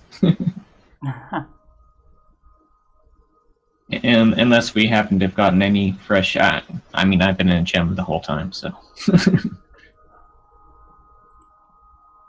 No, there hasn't been a lot of time for that, to be honest. Not a lot of rest time. Okay, so, I mean, realistically, I don't know. I don't think you're going to lure an eagle down with dried fruit and jerky. However, you can try just talking to them. Now, you have Mortar and Pestle there with you, too, so you got to kind of be aware that people who don't know that you can channel are there. Oh, it's not channeling. That's just a general force gnome ability. Oh, okay. That's fine. A little weird, but they understand gnomes. They've been teased about gnomes their whole life. All right, so can I use persuasion to try and just talk them down then? No. I mean, you can go ahead and use animal talk or whatever the fuck you got. Okay, so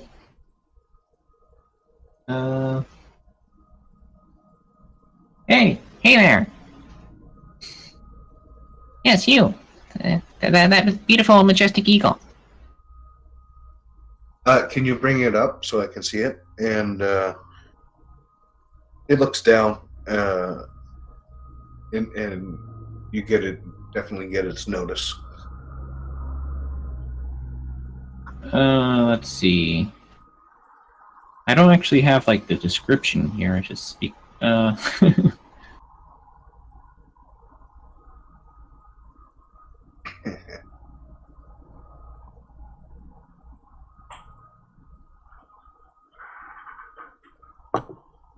Hold on.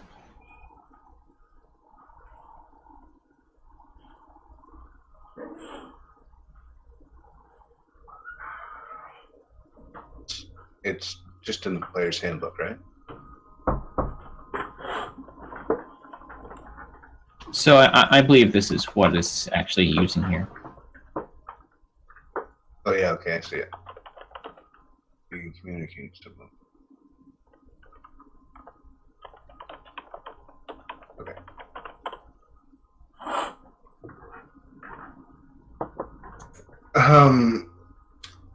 So it kind of starts circling and coming down towards you, and it looks like it's in range and wants to know what you want. Yeah, it's if you could help me out, it'd be really, really great. It's but we just kind of need to know what you can see from up there.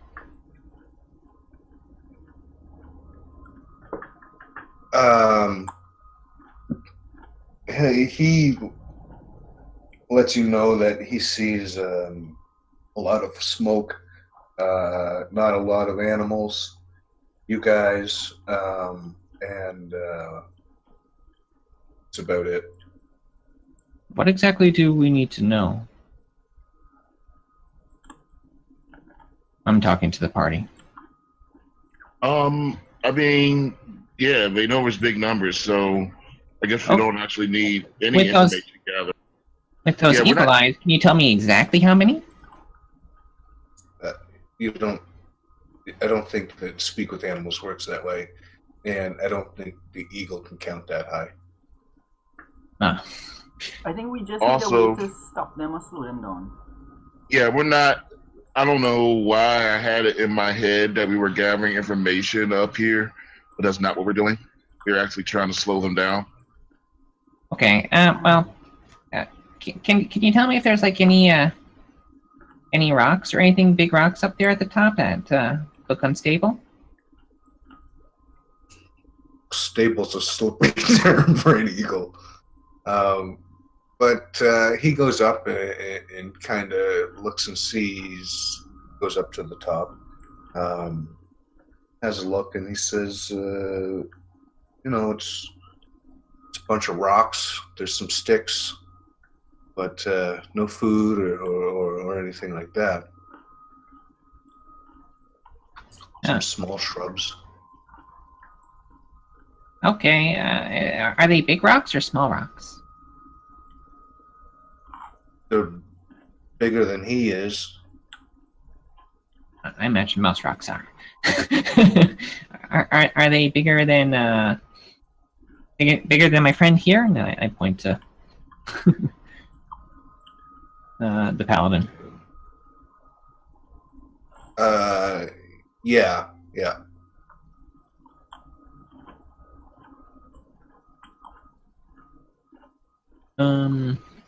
Well, in that case, that seems like it might be. Are there lots of those big rocks? Like many?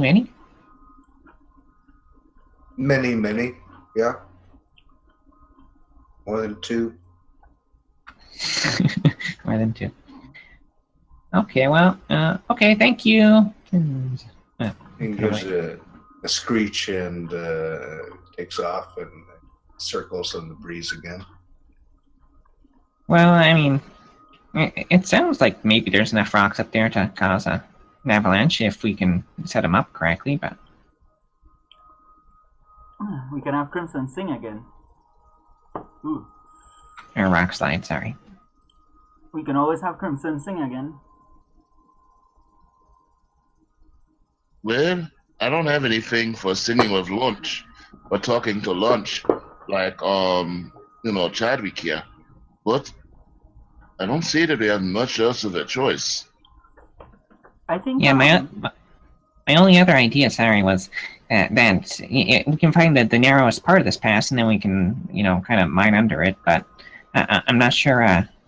Is the narrowest part of this place 20 people wide? That might be kind of hard for just us. But Mortar and Pestle are like, yeah, we could do that. Yep, that's a good idea. We can sap. We're kind of sappers, engineer part core, I guess. Yeah. We could do that. Yep. I mean, I don't know how much space we can do, but we can definitely go across the road, but probably not 200 meters wide. well, we might even be able to do a little combination thing here too if we want. Aye, lad. Yeah, we could block off one end and stick them in there, and then drop fucking giant rocks on them. Yeah, that's always the simplest and the simplest way to go about it. I really like the idea of narrowing the pass. So, Well, how long would it take us to mine away or narrow the path? How will we go about doing that? Mortar and Pestle, give you kind of the engineering aspects of it, but they've got it down to a science. Like I said, they're part sappers as part of their job, so they know how to undermine walls and ground and stuff like that. I mean, if you want a really detailed explanation of it, I could make something up for you, but nice. Well, it sounds like our two friends here are going to go back down and sap part of the way. Then we're going to line up giant stones at the top of this. Yeah, that sounds good. Okay. Walter, Heston, you boys have your mission. We have ours. Watch out for falling rocks.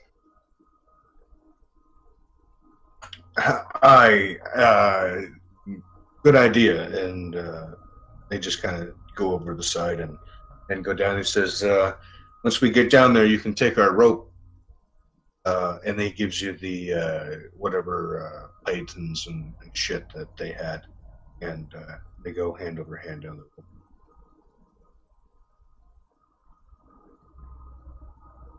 If this goes well, I know exactly what Crimson's saying before he drops an avalanche.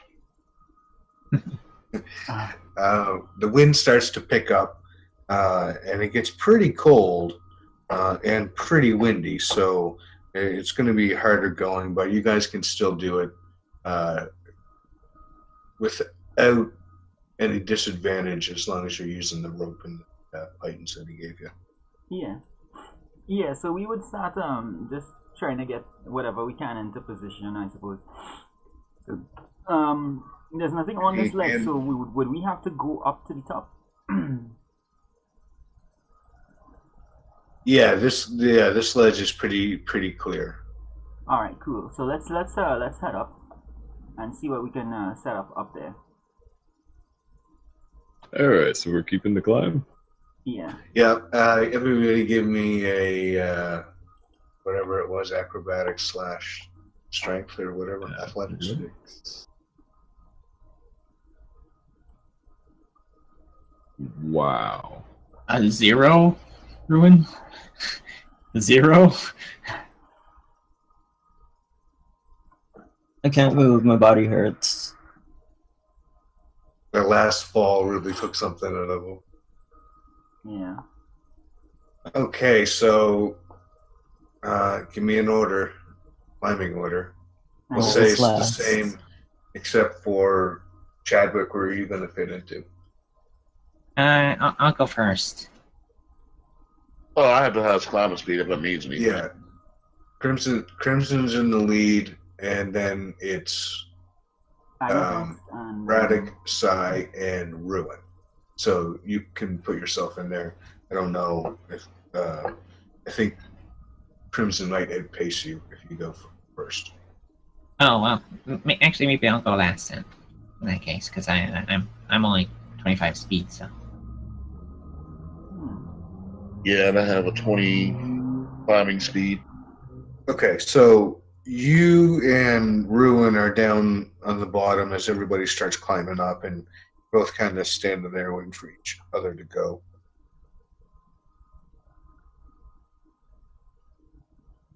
Alright, so we make our way up. You guys get almost up to the top, and you look down, and you see that they haven't moved either one of them down on the bottom. They're still trying to figure out who's going to go last. Okay, I'll go second to last then. You can go last, Ruin. Is there maybe a way that I can get into your stone so I don't have to climb? If I knew a way. Okay, so you guys get up there, and same thing, Crimson. You just get over the top, and just barely though. This is a lot harder. The handholds are farther away, and there's a lot of free. Like when you grab onto it, it just pulls away. So everyone's having kind of a tough time of it. Sai's doing well, but Ruin gets up there, and I don't know you don't know what he did, but somehow he just falls straight backwards.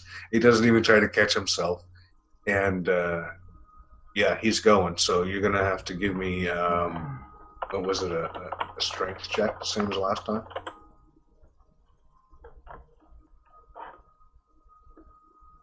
With advantage.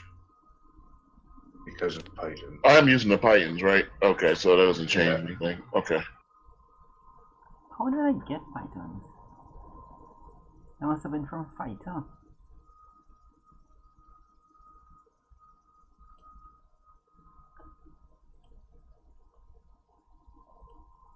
Crimson, can I get strength? Oh, jeez. Oh, right. I chose the instead of the okay, so same thing. Crimson gets pulled over the side again. Sai and Braddock give me athletics with advantage. Oh, whew. Athletics with advantage. Advantage. That's the way to do it. Athletics. All right.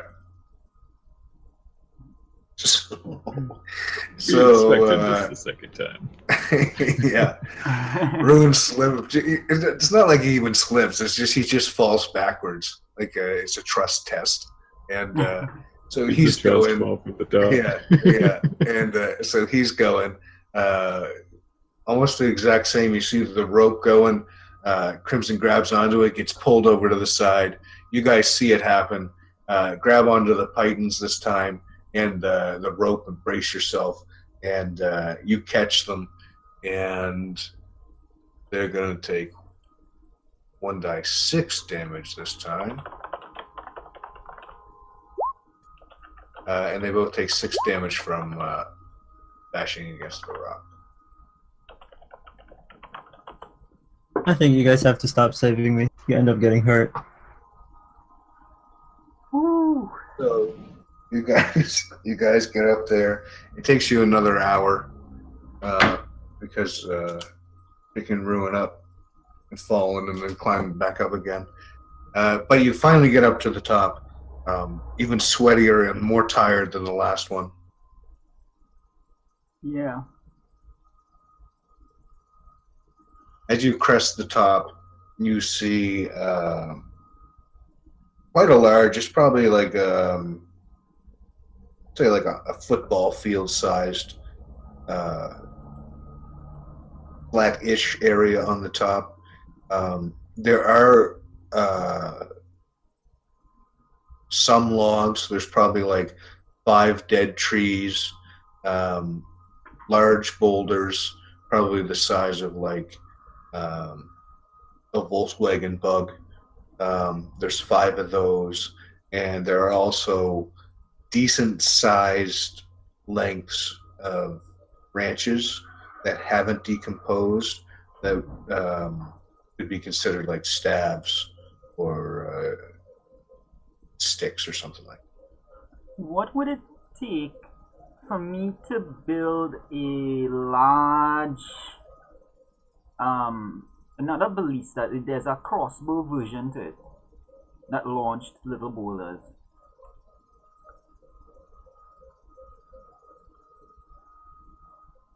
A catapult? Yeah, let's say like what would it take for me to build a catapult? Probably an engineering degree.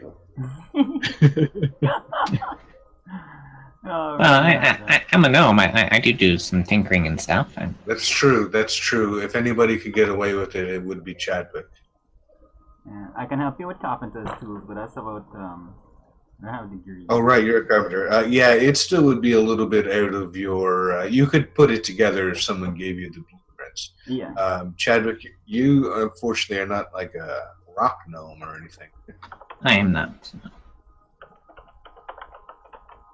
Just a forest gnome. So, you could definitely give it a shot, but you wouldn't have advantage doing it. That's for sure. You'd probably have disadvantage. Yeah.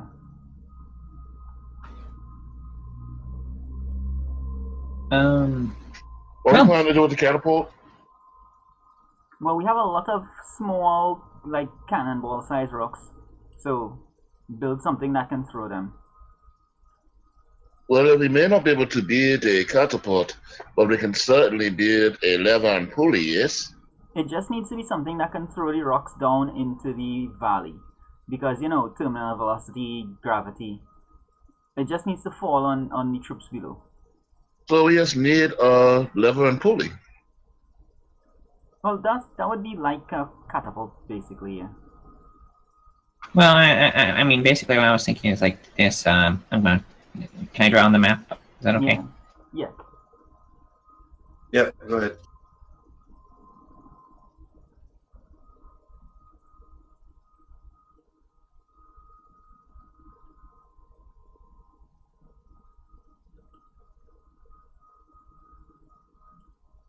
And so they're just kind of on the side of the mountain there, the rocks. And we just like pull something to let them drop down onto them.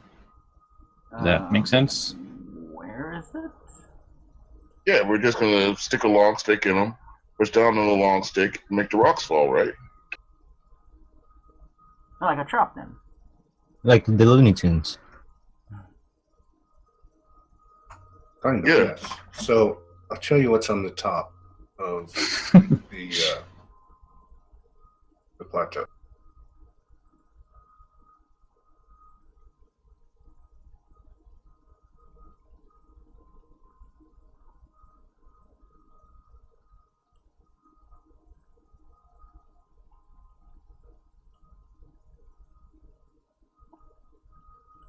So say you guys come over here on the left labia. And God damn it. It's official now. you have rocks. This left foot could be considered maybe another rock.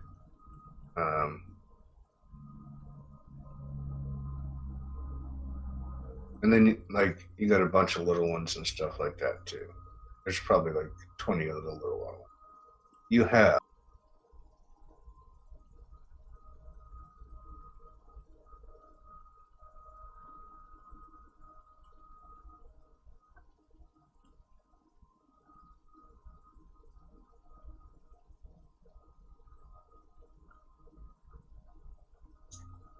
five of these sized logs.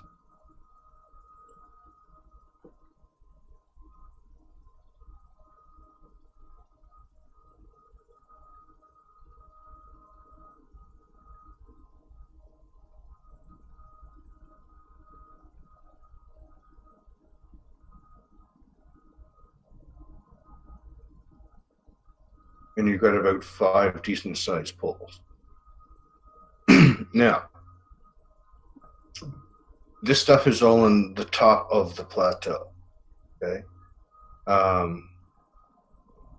The thing that Chadwick brought up looked like they were kind of stuck to the side and were going to be let go, but that's not really the case. You have to. The idea is that you're going to have to roll it to the edge and maybe drop it down, or whatever you're going to do. But it's not like you pull a lever and they all drop down. You know what I mean? Oh, you think we're going to have to like just push all the rocks to the side and then put like a lever under them and then individually push all the rocks off? What I'm saying is that you're not going to be able to hang the rocks off the side and then drop them all at the same time. You know what I mean? Yeah. You don't really have the equipment for that, I don't think. We lift the biggest ones. No, you're looking. These will weigh probably like 2 tons. These are large rocks. I was thinking because I've seen a bunch of guys lift shit like this and then put them on logs and then just keep bringing a new log to the front and just keep shoving shit. So if we got them all lined up on logs, then we'd just be able to push it all up at the same time. If that makes sense. Makes sense to me. If we could do that with the smaller ones and then do the larger ones individually, we'd at least have something to go on. Should work. Yeah.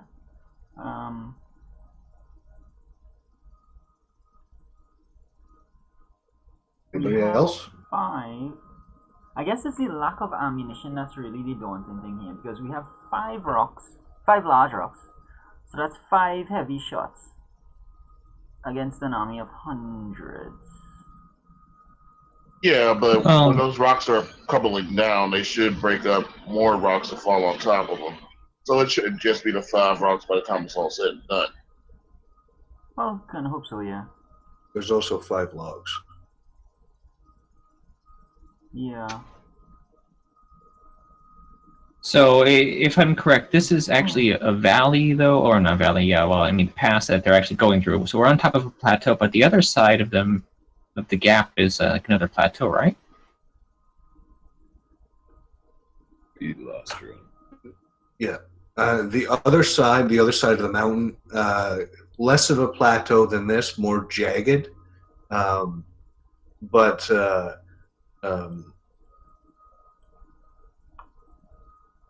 not set up for that for this kind of situation. Like, it's not set up the same as the other side. You know what I mean? It would have a whole different thing. It would be more like if you started an avalanche on that side, you could do it with like. I mean, you could do it if you hit it with a cannonball. You know what I mean? And it would break the side of the thing down. Well, you know what? But yeah, it's not set up the same to push things off of it. Why don't we try to make some kind of catapult then to slam one of the rocks into the side of the other? But wait a minute. Why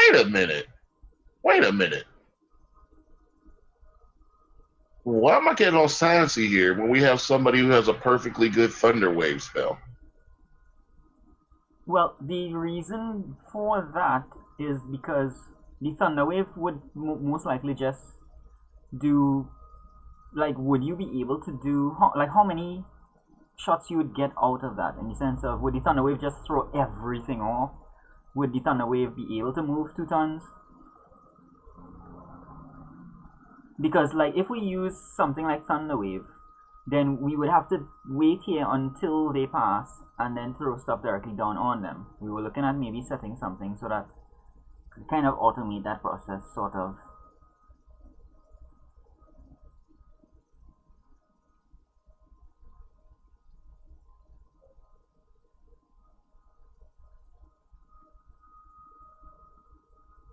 So, like, essentially, Thunderwave would be a cube that we could toss over the rocks, right? What's in addition? I'm sorry. Range on Thunderwave? I want to say it's like a 20-foot cube. So what it would do is hit in the middle, and it also has a sound thing that will push things in a direction that somebody wants it to go. So are you talking about Thunderclap, the cantrip? I don't know what I'm talking about. I'm talking about whatever thunder spell has a big cube and pushes things. No, that's Thunderwave. Thunderwave, okay. It's It's 15. from you, though. Yeah, Yeah. it sweeps out from you. Well, we could tie the person up with the rope we have, the brace, put them You could right to use the the edge chemical. of put them right to the edge of where the rocks are, let them do the thunder wave, and then pull them back before they go down with the rest of the rocks. I don't see any problems coming from that. No, absolutely, that would go perfectly well, I'm sure. We Look, could I'm also, I'm due to pass an athletics check. Yeah, sometime. we can also make these logs into spiked logs. Personally, I want to try making the catapult. Yeah. But we do have to choose. So like, if we do the catapult, that'll probably take up most of the lumber here. Well, how are we gonna load the catapult if these things all weigh a ton? No, we have. Well, we don't have to use the biggest rocks. Yeah, I mean, we have the small ones for that. we're just trying to cause an avalanche on the other side from breaking off the jagged stuff.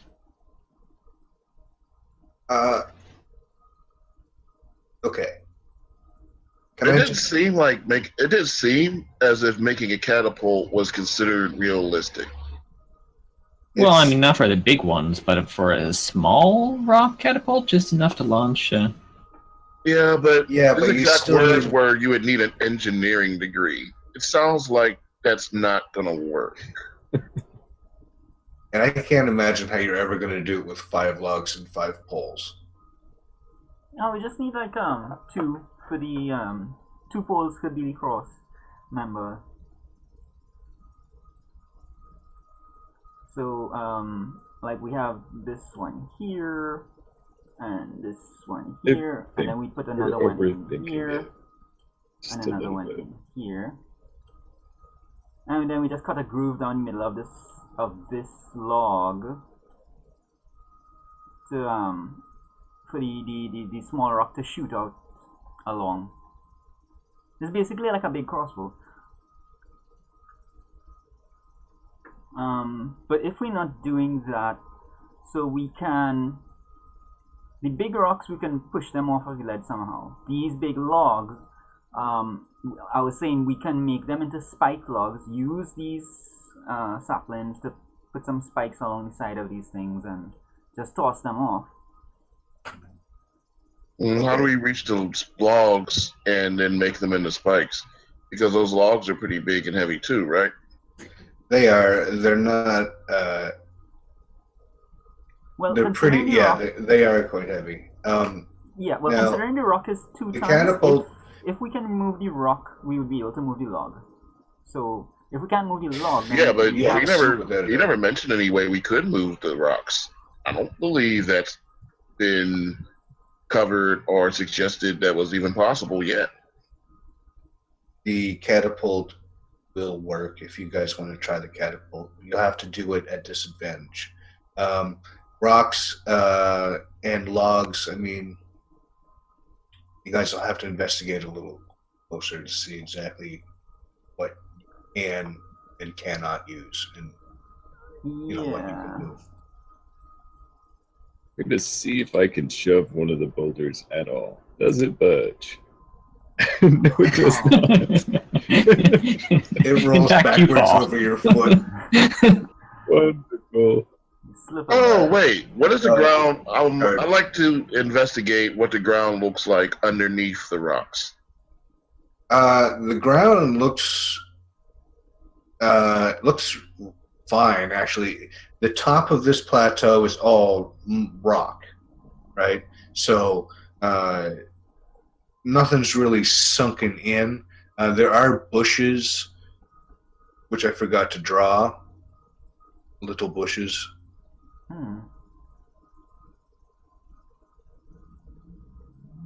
Hey, there's my investigation check to see exactly what things we can use here.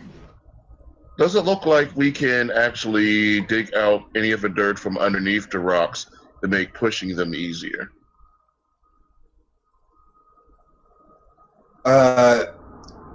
No, it's not necessarily dirt. However, given the way the rocks are, they're not. They may be settled in, but they're not like a foot into the ground. There's not really anything in the front of it. As far as Braddock not being able to push the rock, that doesn't mean all of you together can't push the rock. Yeah, so at the very least, we can push them one by one. As far as seeing what exactly is usable and what can be moved, I mean, you guys have the rocks that are pushable. You have the poles, which was mentioned, can be used as a lever. You can use that to move the rocks. You can use that to move the logs. I don't know what really you're going to do with the bushes, but you can pull them out of the ground and fucking light them on fire for, everything up here is usable. Okay? So for making the catapult, what check would I make? You would have to make, let me think about it for a second.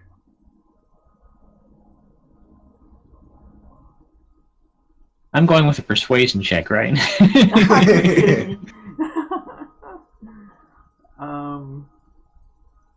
Let me just see what we have here. Fairness, it would probably be an intelligence check and a dexterity check.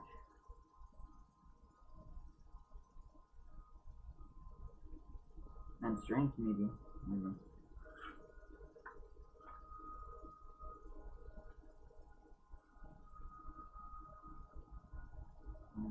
Okay. It's going to be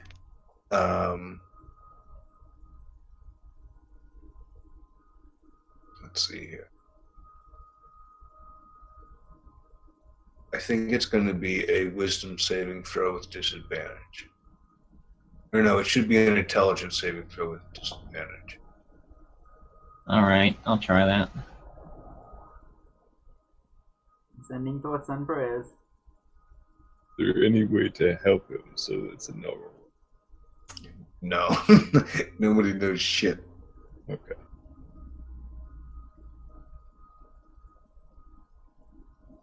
Oh, wow. Okay. Jesus Christ. I want to know one thing about the catapult to see if it's actually doable. What are you going to use to sling? To make the sling, we have rope, but to pull it back, that would come down to muscle. Okay, yeah, so for that, well, how are we carrying stuff anyways? Currently. It should all fit on you. I mean, we don't have like backpacks or something that we use? Yeah, I think so, right? Yeah. Everyone should have a backpack. Yes. Yeah. I stress the importance of having everything fit. I mean, we could certainly just open up the backpacks time together and make a decent sling out of that, right? Yeah, you can do that. Yeah. It would ruin the backpacks. Yeah. What do I have? I have. Well, I'm wearing common clothes. Does anyone have leather armor? I have a winter blanket, apparently. That's a thick, heavy blanket, right? I have a belt pouch. A belt pouch. Yeah. You can make a slingshot with that. Hey, I'm thinking the blanket's a pretty good one. I have a blanket too, but it's from the priest pack, so I don't know what it is. It's made of hemp and regret.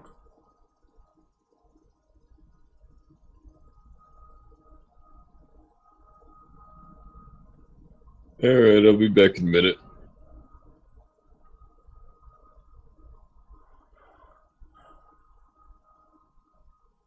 I have good rope too, so we just need the sling.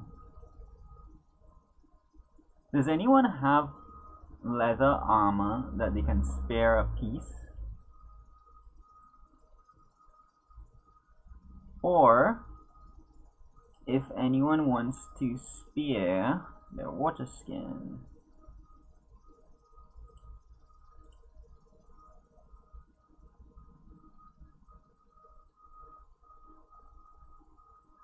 Tell you what, for the most part, I don't need my backpack. So we're using my winter blanket and backpack together, Cool. and maybe you can make one. Okay, so you're going to have to tell me how everything you're bringing with you is going to fit on you without a backpack. Okay, so I got a ring, which is I'm gonna wear.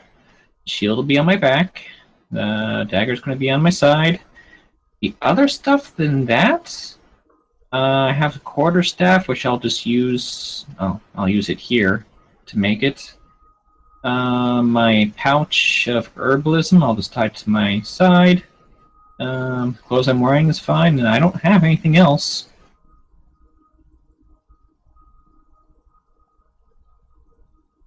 Yep, okay.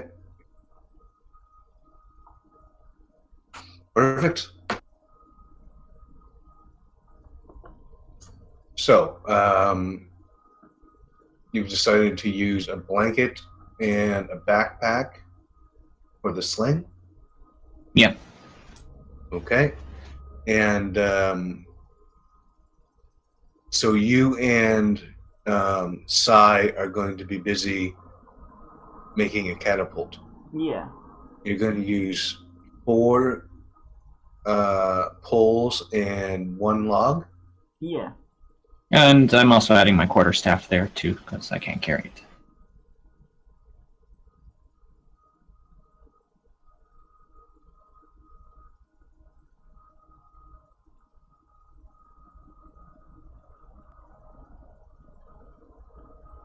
Right. So there's a technique where you the technique is you start a little fire, put an ember right at a point on the side of the log. You blow it to get it red hot, and it burns a hole in the side. It takes steps and it takes a little while, but Okay. yeah, So we're going to say all together your catapult's going to take you about 3 hours to put together.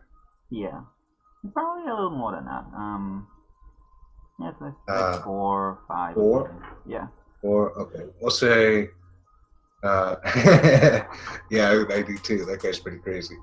We'll say 4. We'll say 4.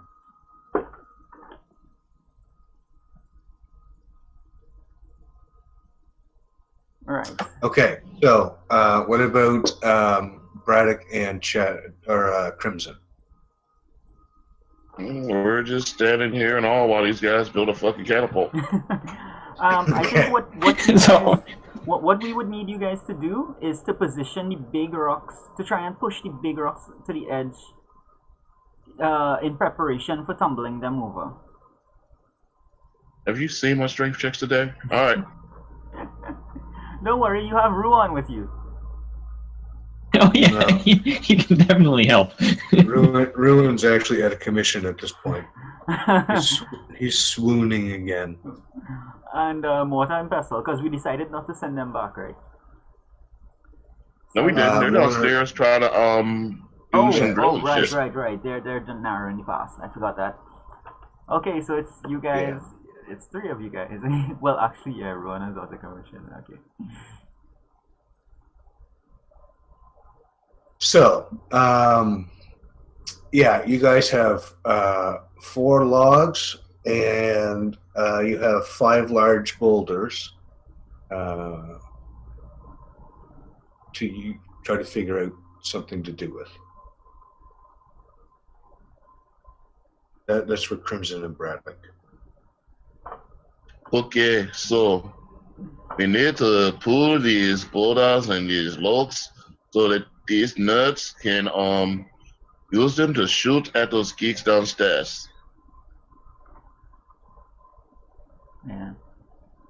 What do you say? Yes, one at a time, Brado? That's what it's looking like. All right, let's get to work.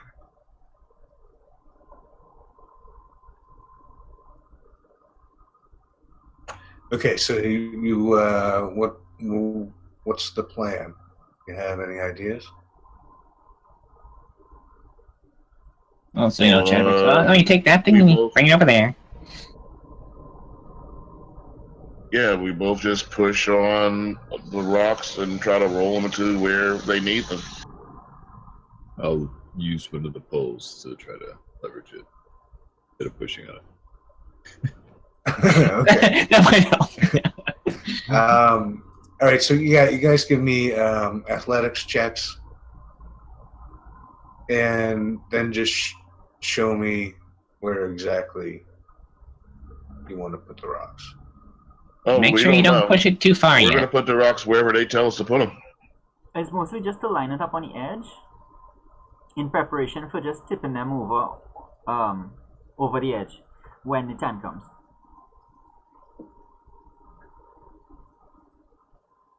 You guys also get an advantage because you have a pole.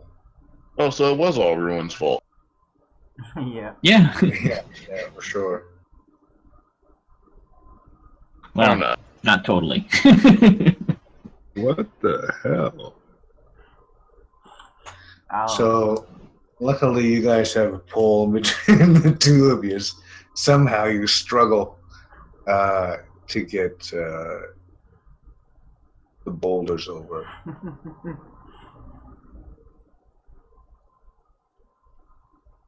You hear comments from the nerd squad about how you guys aren't smart enough for fucking catapults and aren't strong enough to move boulders. Yeah.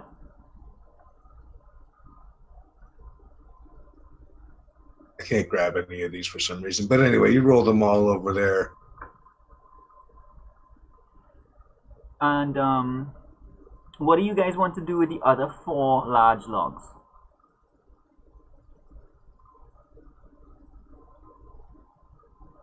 Well, we may as well send them over too, right? Yeah. Yeah. That sounds good. Yeah, just roll them over. Can you use the dried bushes in any kind of way so that you can easily set fire to these logs before you send them over? I can tie the bushes around the logs since they're dried. Once the bushes are tied around the logs, I could just light them on fire, and then we have big fire logs coming down at them. Nice.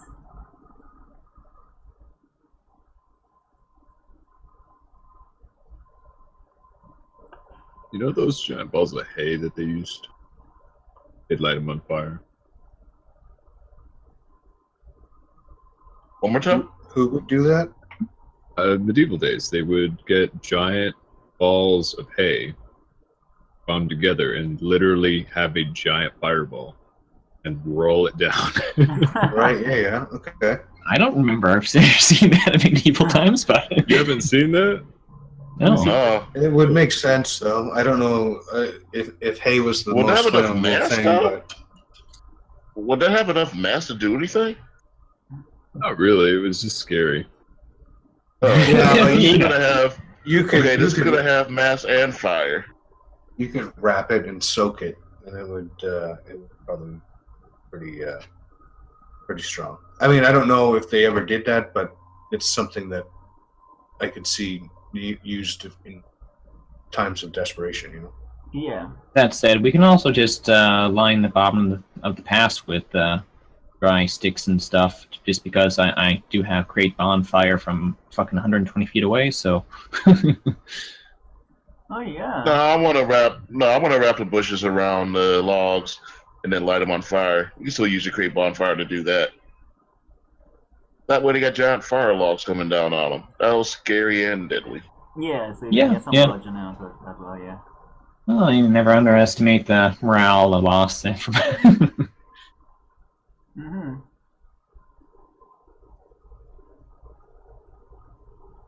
Okay, so for the next 4 hours, you guys toil away. You get all your logs moved up, and you get your catapult made. Yeah.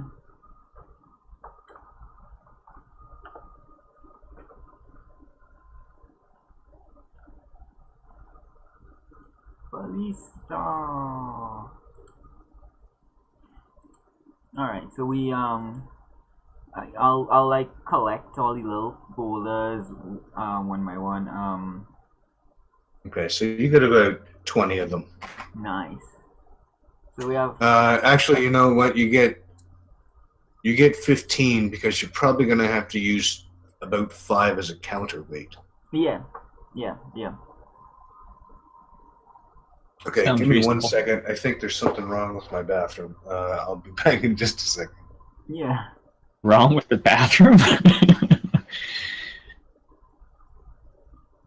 That's pretty much a really terrible thing if something's wrong with the bathroom. Oh yeah, that's right. You missed my last 2 weeks of life.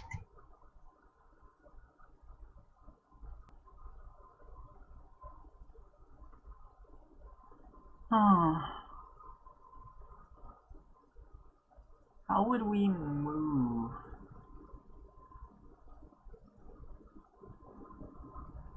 Oh, we don't need to move the ballista because the idea is to hit the other mountain, right? No, man, this is your idea. I thought you thought it through. Oh no, Chadwick was saying something about hitting the other side of the mountain. yeah. It's just so we're launching these not at the bottom. We're launching them at the other side of the mountain to break down the mountain on that side. And Yeah, so we don't need to move the ballista. Okay, are we all set? Yeah, we're all set. All right. So, 10 hours left. Somebody Take a has nap? to report to the lieutenant about what's going to happen. I'll send mortar and pestle. Tell them to hurry their little short asses up. Yes. Yeah, but they don't know what you guys have come up with because they haven't been to the top of the mountain yet. They Yeah, went we down have to like halfway. tell them. All right, we wake Ruin up and give him a drunken message to go do it. We're not splitting up the party. Yeah. Okay, you're gonna send Ruin down, the guy who's fallen every time so far. You're gonna send him down by himself this time. He is very good at getting down the mountain. very, very good at that. Maybe you better send 2 messengers. We'll pin it to his shirt. Okay.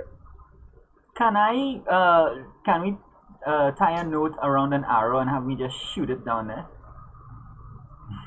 Wait, can I get the eagle to come down? Can the eagle speak to them? No. No, I don't think so. They don't, unless they're force gnomes. Or Yeah. But no. the eagle can carry a note. yeah, an eagle can carry a note. Yeah.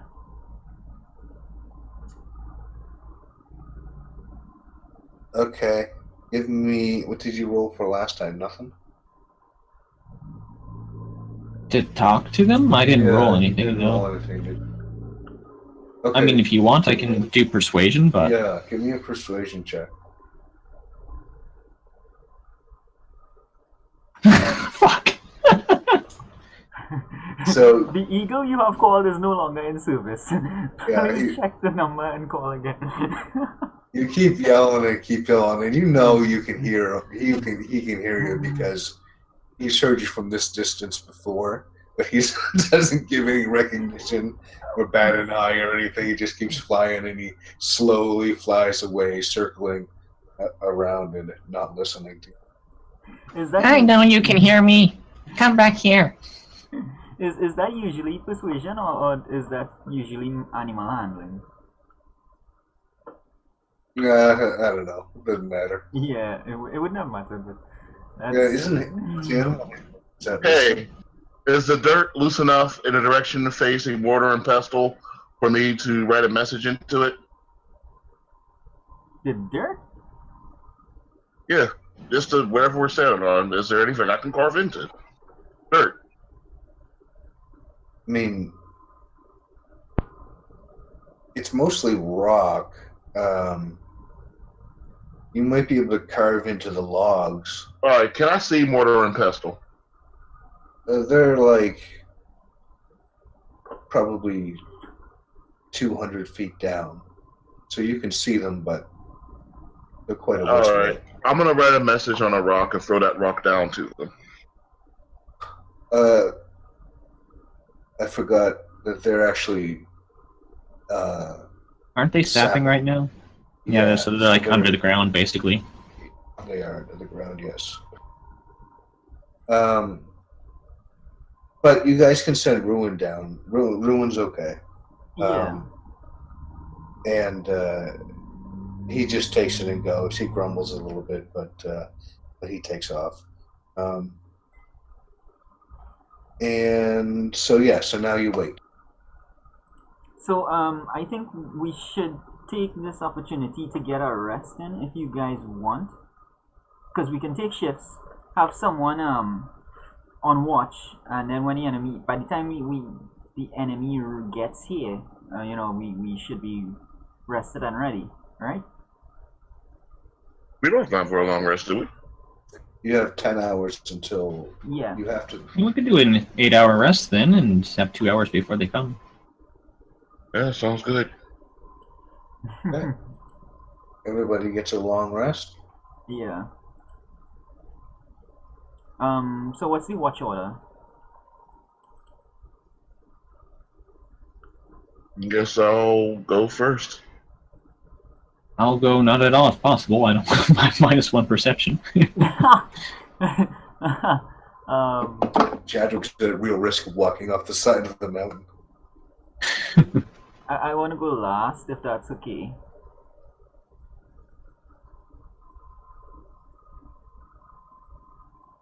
All right, so Braddock, do you want to go second? Sure.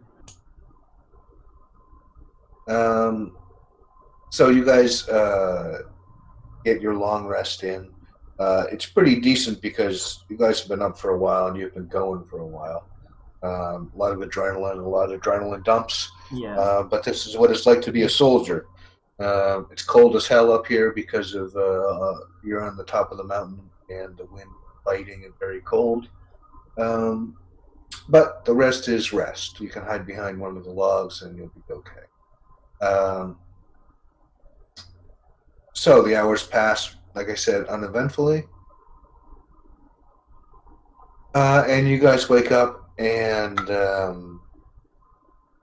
you can see the black line of Trollocs and whatnot coming up through the path.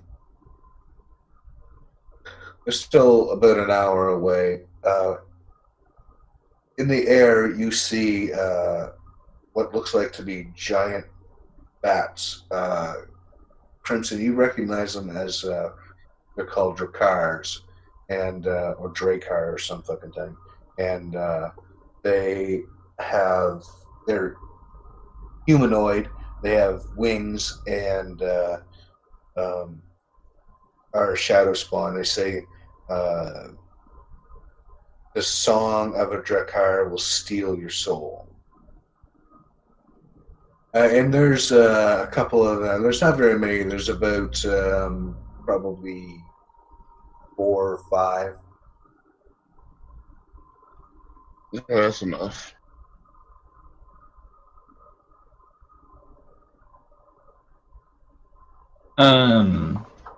Okay, so, and then they're just flying around up here. They're not up there. No, they're over by the army. The army's still about an hour away. But you notice them flying above the army from your position. Well, okay. Can I cast minor illusion boulder, and we can like all huddle up inside this illusionary boulder, so that they won't see us if they fly over? Yep.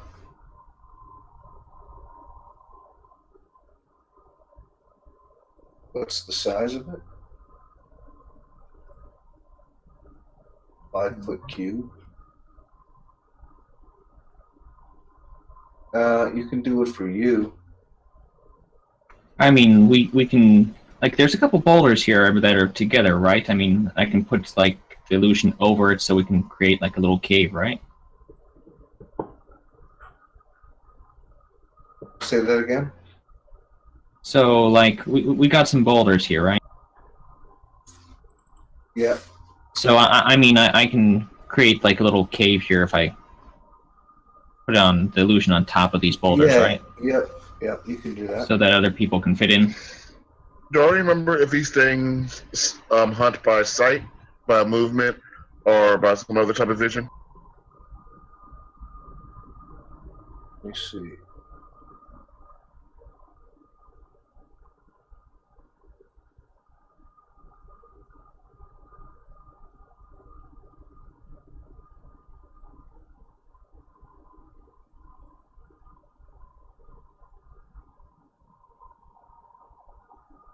That is a good question.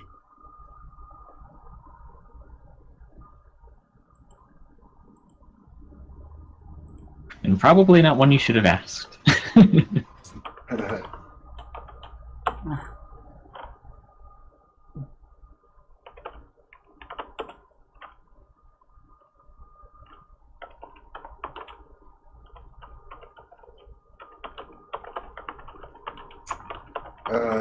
Yeah, it seems like they can see in the dark.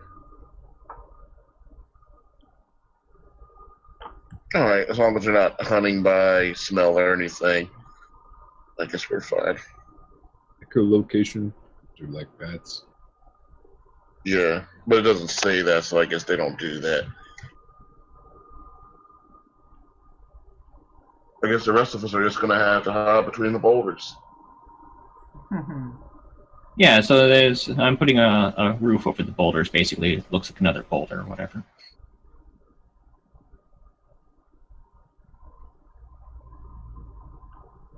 Okay. So, the army comes.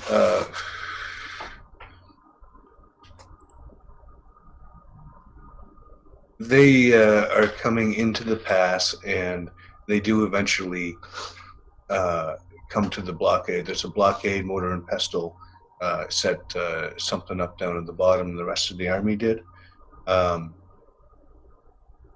So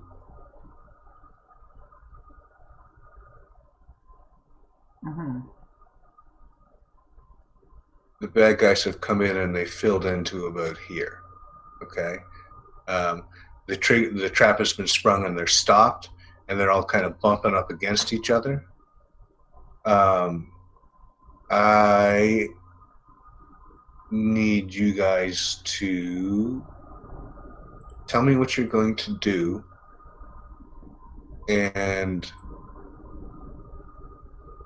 yeah. Now, guys. And Chadwick's going to run out to the catapult and start launching rocks. Okay, and you're just shooting to the other side of the mountain, right?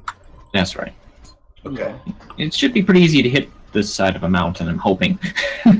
I'll be helping with whatever needs strength. So like drawing back the bow, I'd help with that. Provide any muscle for it. Okay.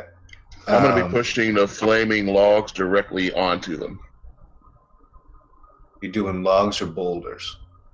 I'm doing the flaming logs directly onto them. Okay. Does somebody want to push a boulder first to get the back end of them stuck? Okay, so I'll push a boulder. Okay. I'm gonna need an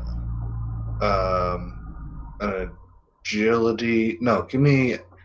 Oh, How would you do an attack roll with a catapult? I guess it'd just be a straight D20, right? Yeah, D20 sounds good. Yeah. Yeah, we can't really claim to be proficient with it. No. No, right. Okay, so go ahead. Okay. 11. So Probably wouldn't hit anybody that I'm aiming at, but I'm not aiming at a person. right, you launch it, and it sails across, and clearly it's going to hit the other side of the mountain. Now, as that's going across, I'm going to need athletics checks from. If you guys are doing it separately, then I'm going to need one from each of you for each of your things. Well, no, we're definitely doing this together. So I'll go with Braddock on his boulder roll first and put a Bex into it with the hole we have. Okay, give us a strength roll or athletic. Okay. That rest So is what That's you the way to need. do it. Yeah.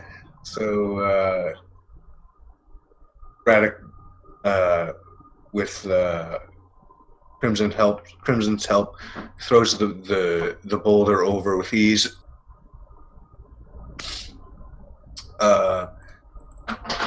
It goes tumbling down just as the other rock hits the far side of the mountain, and that gives way, and all of the rocks start to fall down at the same time. Which one did you do? Did you do the top one or the bottom one? Boulders, I mean. Let's say top. Okay. So you drop that down. This goes down. Yeah, because you're trapping them in, right?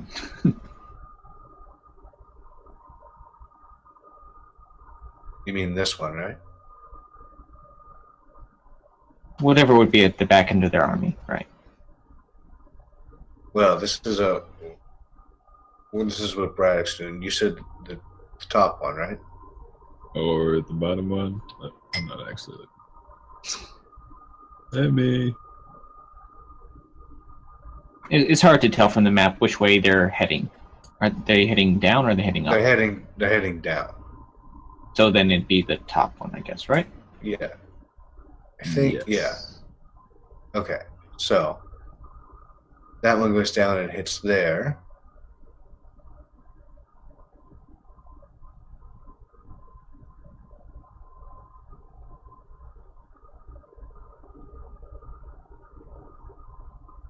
And okay, that one goes down, and that takes out a big swath of them. This one hits that over here.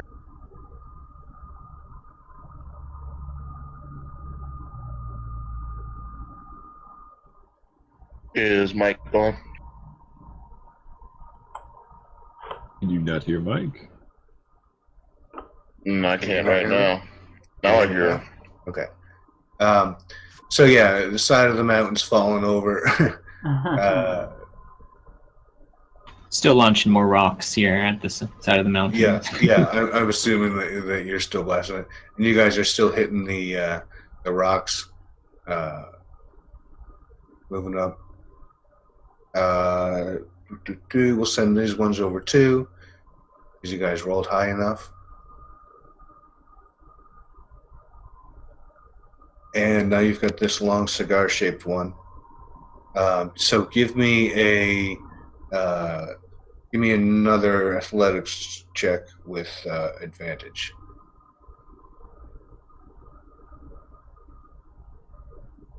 Woohoo! It's the way to do it. All right. Hey, you guys doing it when it counts.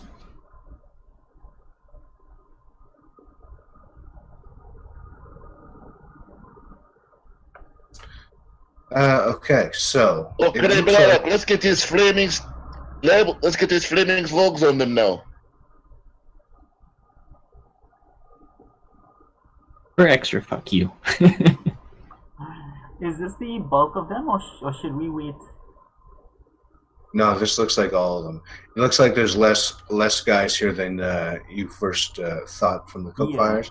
There's not 10,000. It looks like there's probably about 2,000 or 3,000 there.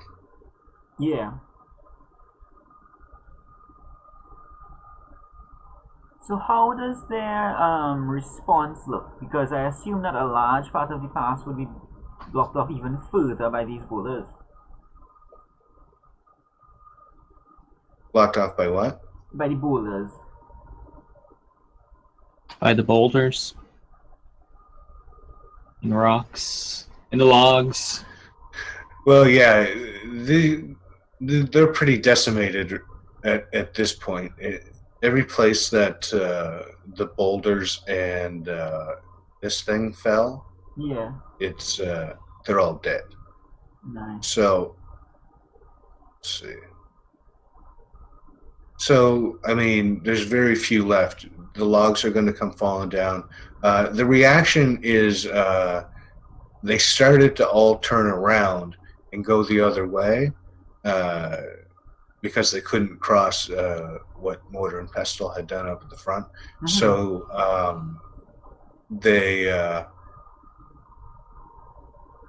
they just got stuck and they just got smashed to pieces with the rocks.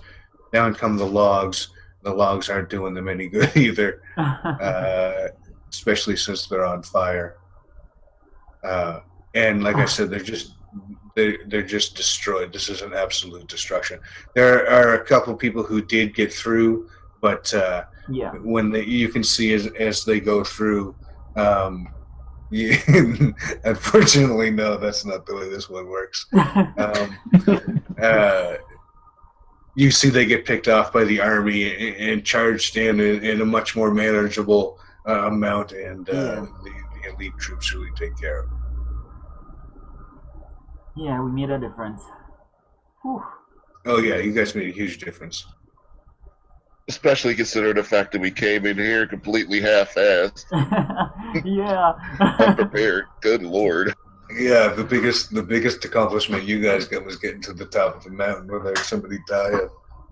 Chadwick is looking at his backpack like, at what cost? So, yeah, the catapult works a couple of times, but then it eventually breaks. Yeah. Considering there's no nails or anything like that. Yeah. Hey, I think we did pretty good with it. Hey, don't forget, did you guys at least wrote down on the blueprints while you made it, yes? No. No? None of you? We were sleep deprived.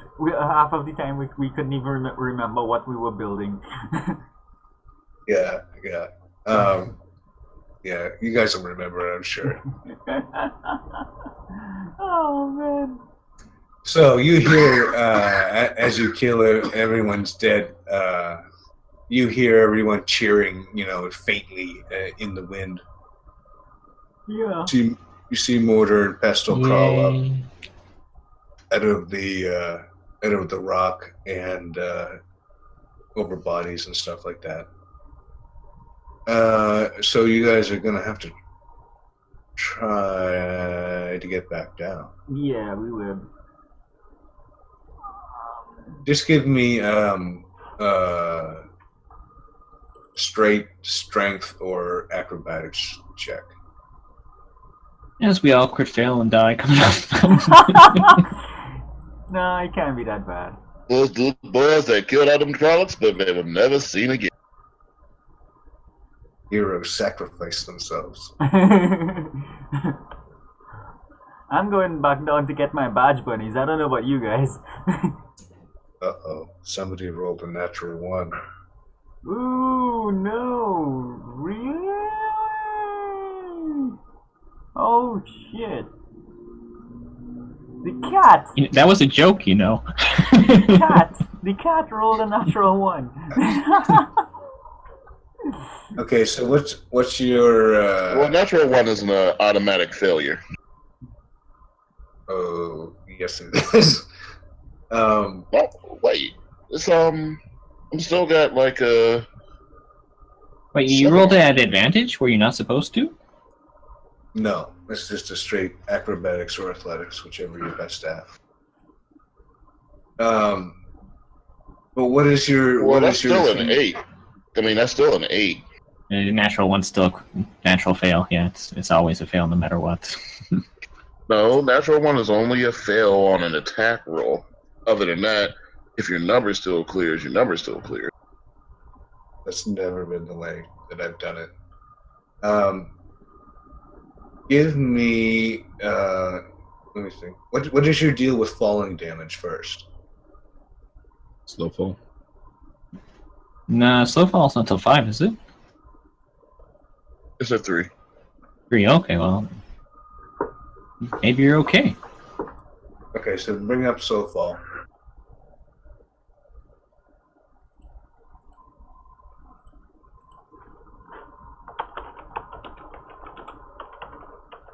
Huh. That's weird.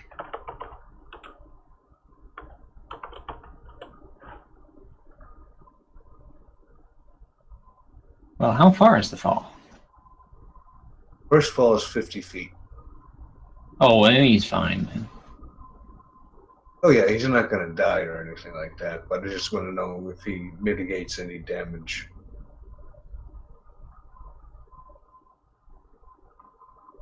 I don't know if we can put a slow fall on here.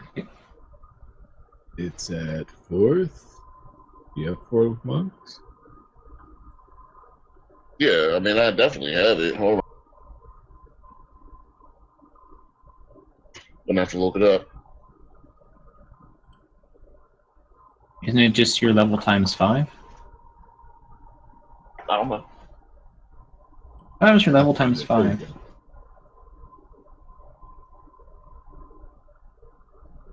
Yeah, so you can reduce, if you're level 4, then you reduce by 20 points of damage, so unless you're taking more than 20 points of damage from the 50-foot fall, it should be okay. And that's a .6 times, that's 5.6, right? Yep. So if you got really unlucky, you could take some damage. But on average, you're not going to take any. Yeah. Okay, so give me another acrobatics check, Crimson.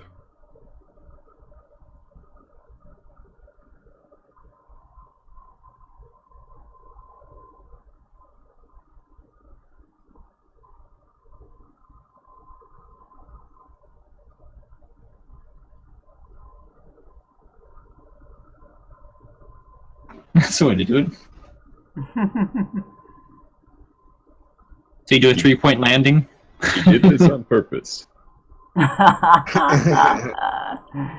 Yeah, this is the fucking never mind. I lost it. So he scales down the other one just to say, I can do this. Don't think that I can. So you get down to the bottom and head back to camp.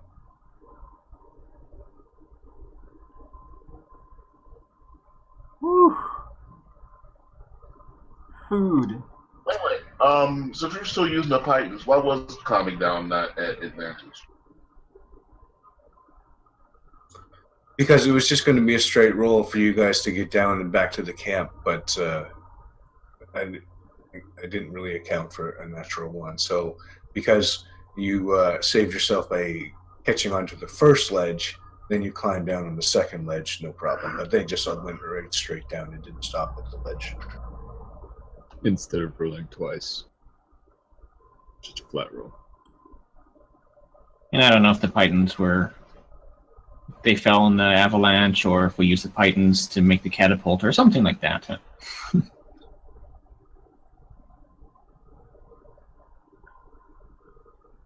Anyway, not that important. Everybody's alive. So you guys get back, and everyone's cheering. They're all kind of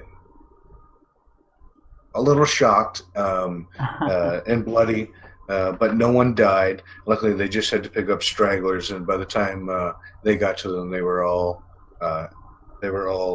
in bad enough shape so that nobody took any damage. So who do we talk to about renaming that pass Marin Pass? everyone's just like ha ha ha, and gives you a hug and claps you on the back and brings you guys in as heroes. Yeah. Everyone's excited. The camp followers are up and congratulating you guys. Nephew's there, still not talking, but sister's there, and she's clapping you on the back and all that kind of stuff. And it's like Star Wars, you know what I mean? When you come back and you save the day after everybody thought they were going to die. Yeah. And Yeah. you know. Well, I mean, we're definitely heroes, and definitely none of us are use anything like the one power. Nothing like that. No, that's we're heroes. Charlie, go get yourself that little book back.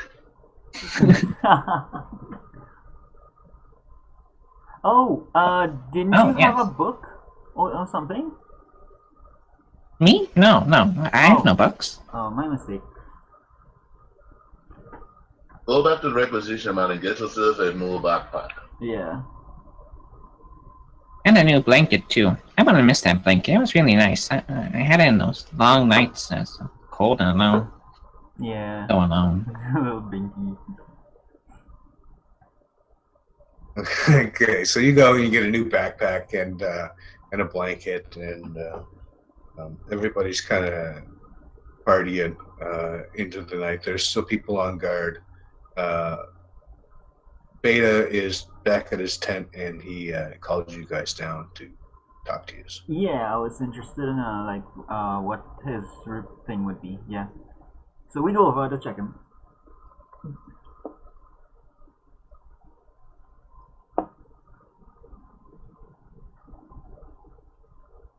Yeah. Okay, so yeah, how is Gator doing? he's it's hard to tell. He's good, I guess. He's excited to be alive, and he congratulates you and thanks you yet again for saving them. It was a stroke of genius when Ruin came in and told him what you guys were doing. They thought you were crazy trying to build a catapult, but on the top of a mountain, no less. Yeah. They said you guys did it, and you saved our asses again. I can't thank you enough. We're going to be out of here in probably a couple of days, so go and relax and enjoy. We have recruits coming in within the hour, or not recruits, reliefs coming in within the hour. So we'll be on our way out in a couple of days, and you guys have earned your rest. And congratulations. So yes, sir. Congratulations on our new promotion, if I'm not mistaken. I don't have the power to promote, but I'll definitely put a word into the commander for you. Well, Promotions don't even rank. What was that? I would say the Braddock promotions, are we even ranked? I don't know. I'll leave that for him to figure out. Yeah. I'm just worried about the money. You guys are corporals right now, aren't you? I'm not sure. Because we were basically freelancers at the beginning, so I don't know if we were matriculated with a proper rank and so on as yet. That's all I got for it. On the payroll, but no rank. No, we got an honorary rank, didn't we? I Yeah, you remember guys got something. an honorary rank for the battle at Irinjavar. I was gone. Okay. And I think you became corporals. Oh, nice. Okay. I believe so. So, yeah, and corporal's just one thing up from private, I think, to be honest. But yeah, in the army you are considered a corporal. So Yep. yeah, you have gotten a promotion already. Okay. Nice. I guess technically you can get another gold piece per month for it. Up to 6? Yay. No. Yeah. Hey, I thought it was per week. No, God, no. So maybe we can get up to 7 a month if we get another promotion. Oh my god. Yeah, it's not a lot. A gold piece is worth a lot. At this point, it'll only take 20 years for Braddock to be able to get his plate mail. Actually, you know yeah. At least my monthly dues to the guild are covered, okay? Yeah. Technically, the 5 gold pieces you guys are getting for being mercenaries. You're only honorary corporals. You're not actually part of the army. It's the mercenary group that's hired by the army. Yeah. So We might need to find a better way to make money. Yeah. Oh, well, you remind us when we, at what points we get paid and so on. I assume we still have like a major part of a month left. How long have we, how much time has passed? Let's say it's about 2 weeks. You got about 2 weeks left. Yeah, so that sounds good. All right, how long are we contracted the army then, so we can get back from adventuring and making money? I think it's a monthly contract. So you guys have been hired for the month, and you get 5 gold pieces each, and then you are free to resign or to not resign. I gotta start reading the small print. I heard the 5 gold pieces, and thought it sounded like a good deal.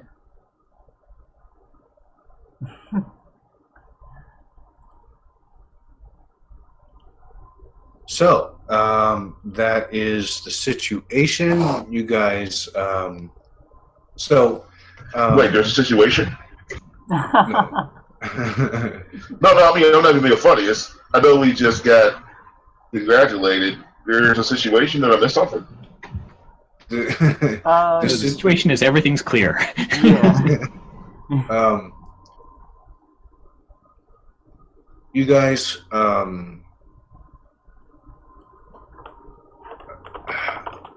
I don't know how to say this without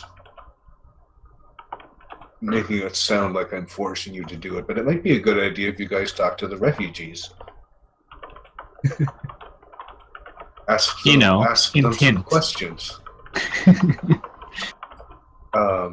Which is what I should have done to begin with when you guys said, I don't want to talk to the refugees, just tell me if something important comes up.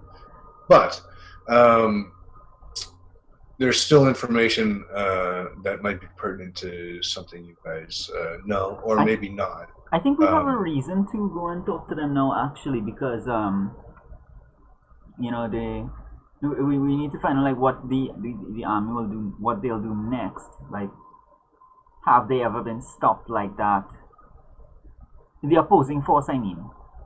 So it's like we would be kind of interested now to find out like what's the next thing we can expect from the other side. Well, you're probably better off asking somebody in the army than asking the refugees, because they're not military people. You know what I mean? They don't really know.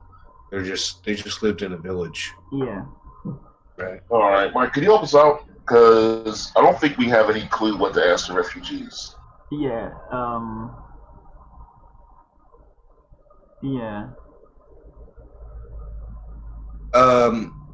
The major thing that other than the village that came out of the information from the refugees is that they are trafficking channelers, and people in the Blight are buying male and female channelers, and somebody in the West is fighting or is buying female channelers. So it might be. I mean, that anyway is the hook that I put in there. Also. So do they want the female channelers, or they don't want the female channelers? Like you said, they don't want Aes Sedai? They don't want female channelers that have been trained, but in the White Tower. So you don't. I mean, you would have to wonder why not? What makes yeah, them different? exactly. Yeah. I think this would be more of Bruin's alley. It's too bad he's gone. Guys, did we can you remind me really quick, did we do anything with the false dragon? I thought that was the person we beat up when we first came here. Yes, that was the false dragon. He escaped it, and you guys have kind of moved on to a different sector. Oh, this is awesome. So, as you guys are in kind of intermingling, you get word from in the next day, we'll say, from the town or the camp follower that there was a battle in Falm, and it was the White Cloaks versus what's being described as the Sachin, and apparently one of them have Aes Sedai who use the one power as a weapon in combat, and during the battle, this is what appeared over the skies. Those two guys? The image of these two guys battling. It said that as the battle on the ground ebbed to and fro, so did the battle in the sky, until finally they both struck each other at the same time, and everything was dissipated. So we do have someone who channels some sort of power fighting on our side. Well, the side that would agree with us, so to speak. That.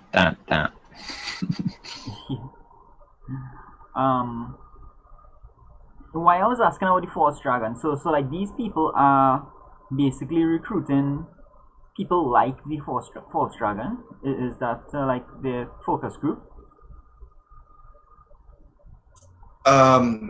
Only in the way that they can cast spells. Right. What they're essentially doing is that they're buying spellcasters, Yeah. and the ones to the north are taking anybody, and even people trained in the White Tower, but the ones to the west are a lot picky. So it's north and west. And you've seen, if you guys remember, people in the west who have taken over Falm, which is the place where you had to swear the oaths. They had channelers on leashes. Remember, from the silver leash from the wrist to the channeler's leash? Yeah. Yeah. That's where the battle took place. Oh, so battle did reach that port. A battle reached that port. Yeah. But no, it wasn't Trollocs or anything like that. It looked like it was the White Cloaks. Also, the White Cloaks lost. That's good. And I wrote that down here. You said they were fighting against the something? Right. 3/4 of the White Cloak army was destroyed. Nice. One side had Aes Sedai, usually the one power in battle, and everybody's extremely disturbed by that. And they say the Dragon Reborn fought the Dark One in the skies over the battle. Also, you hear news out of Shine. It seems that it's become more and more corrupt, and the gangs are stronger than ever, and kind of ruling the city. That part makes me nostalgic, because it's like we could go back to remember that battle that we had with people who tried to mug us. Yep. Yeah, so like the outcome would be really different now. Yeah, it's worse. Yeah. The so the Aes the White Cloaks were using Aes Sedai, you said, or Aes Sedai against them? No, they were on the side that had the actually. Let me think about it. No, the White Cloaks didn't lose, but they lost 3/4 of their army. Right. They did not have Aes Sedai in battle. That would be sacrilegious to them. Okay. It was the Sachin Shanshin who had seemed to be using the one power in battle. Oh, could you type the name? I just want to see how to pronounce it.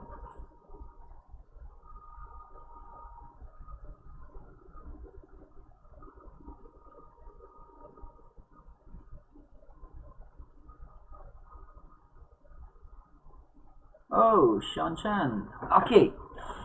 So they had Aes Sedai, and they are the ones from the west.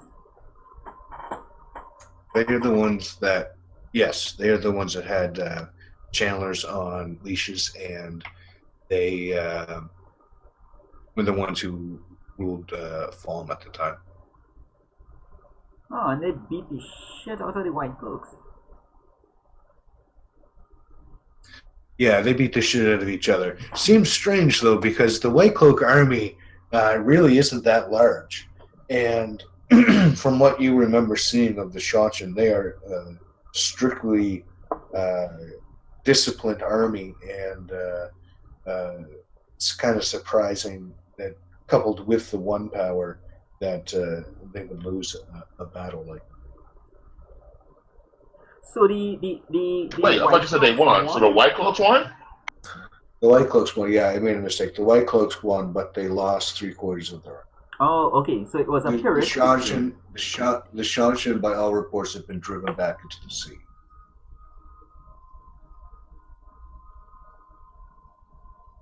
Well, that is definitely going to make the political atmosphere quite interesting. No, it means we're fucked. The White Cloaks are going to want more out of us, but they have less to enforce that want. Yeah, but there's still 4 of us compared to 1/4 of our army. Well, we've tangled with armies a couple times so far.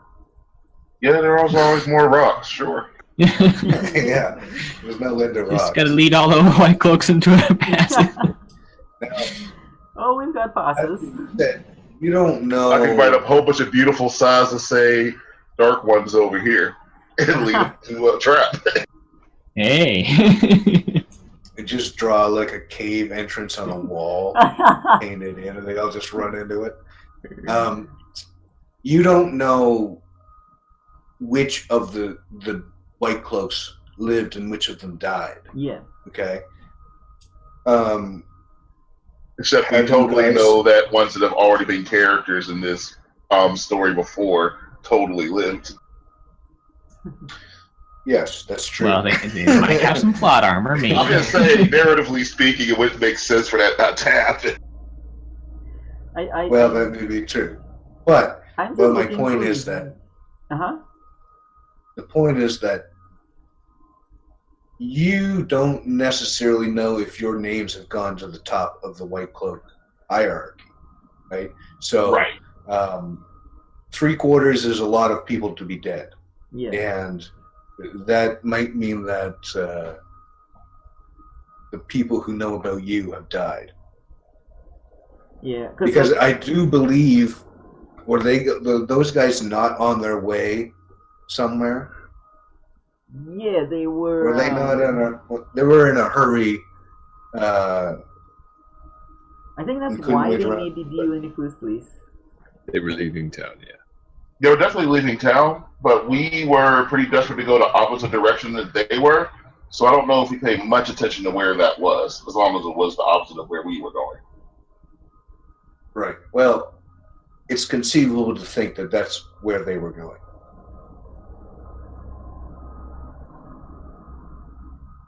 Right. Anyway, So that maybe means not. that we might. Maybe so that not. Who means knows? that So that means there's going to be plenty of beatings and whippings to people joining their army. And it means that the people who we've just been served with for about to probably have to fight White Cloaks too, huh?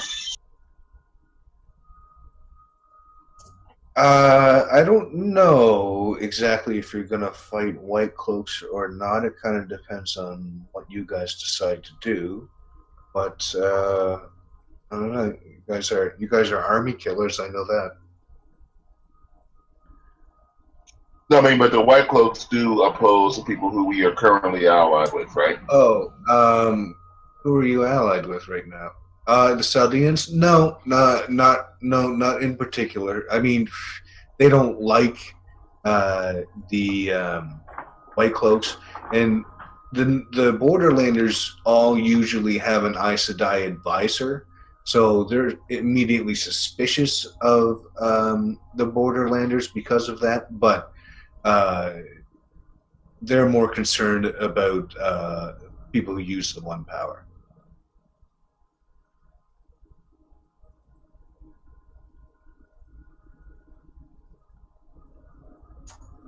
Yeah, well, there are also, if I want to cut things out of the story arc, then those people could die too.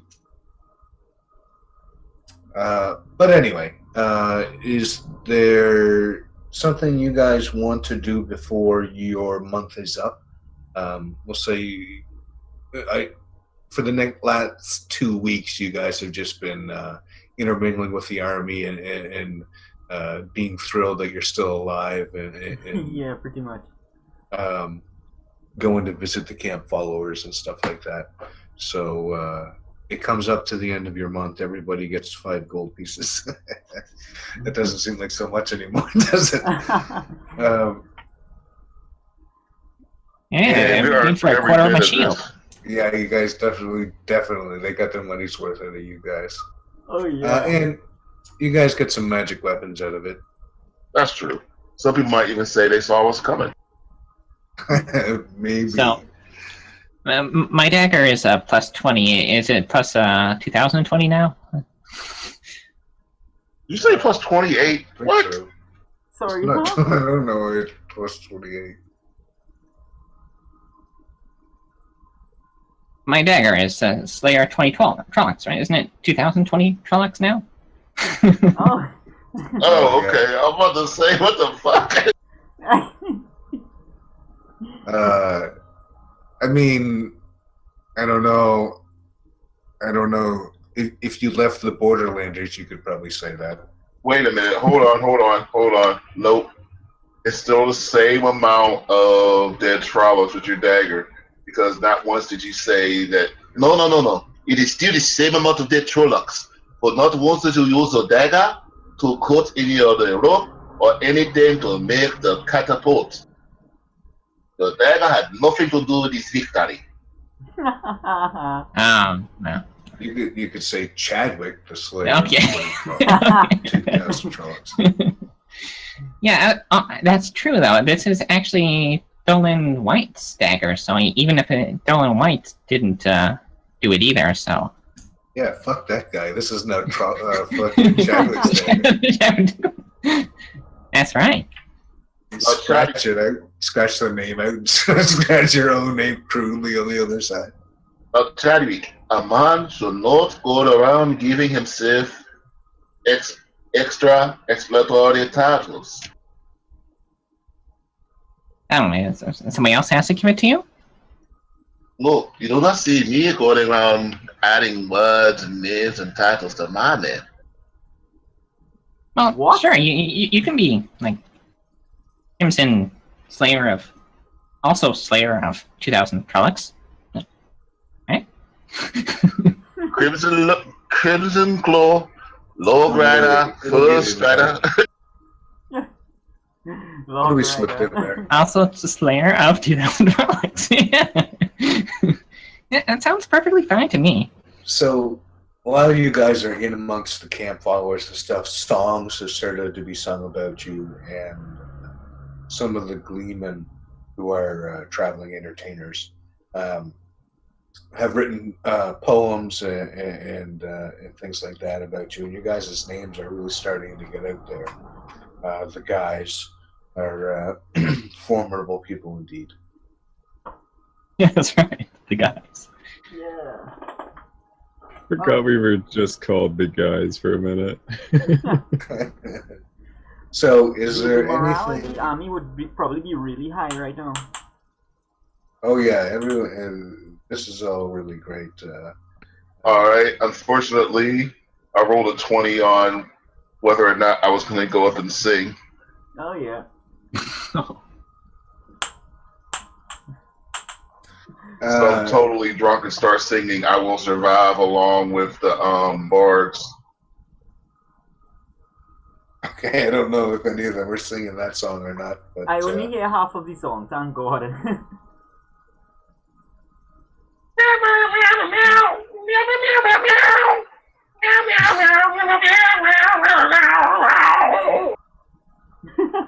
Notice he got a 20 on whether he would sing it, not whether he's good at singing it. Exactly.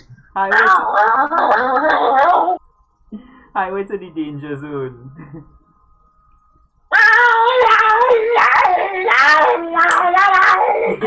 There we go. What town were we nearby? Is there anything, guys, that we had to do sideline? Keep totally getting away from the GM's question. We were supposed to figure out some information on the tournament, but there's already a tournament arc going on in the other game. yes, that's unfortunate.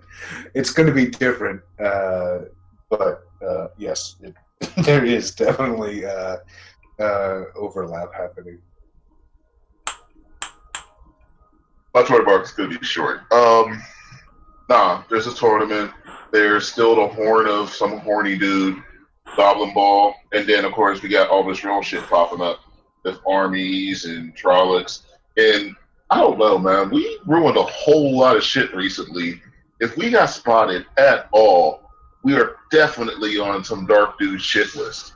Yeah. I think the songs or poems are probably going to take care of that as well. Yeah. But here's the thing: how would these songs and poems,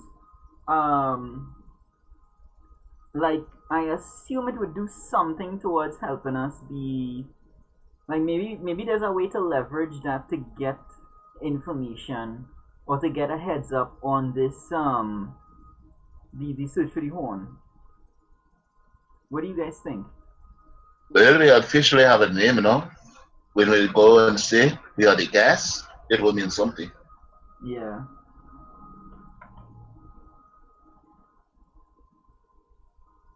Like, have we picked up anything along the way to give us an indication about the horn? No. No information has come up.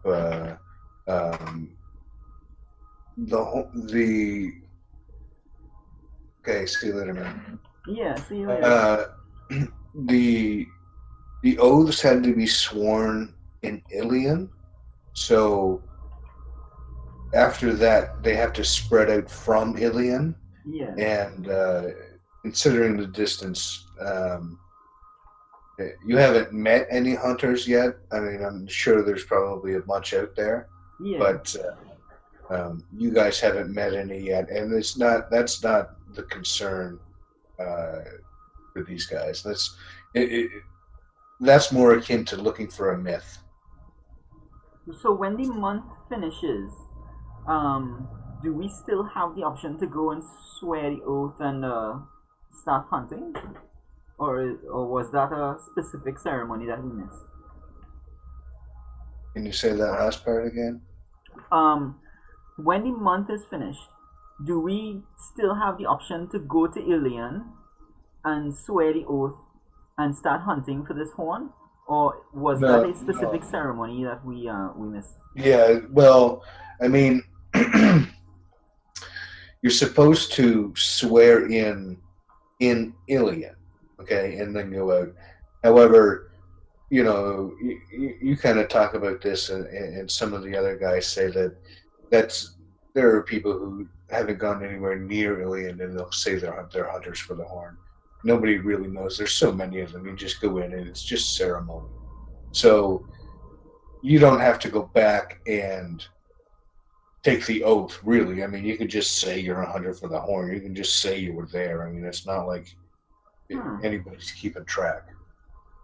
Huh. Well, that's good news. So we can just pretty much just keep our eyes open and pick up the trail whenever we come across it. Oh, yeah. I mean, if you guys find the Horn of Bel Air, that's going to be like... there's going to be songs and stuff written about you that in 1,000 years you guys will be known. You know what I mean? Like, this is an epic, mythical thing. People don't even know if it's really for real. That's how old it is.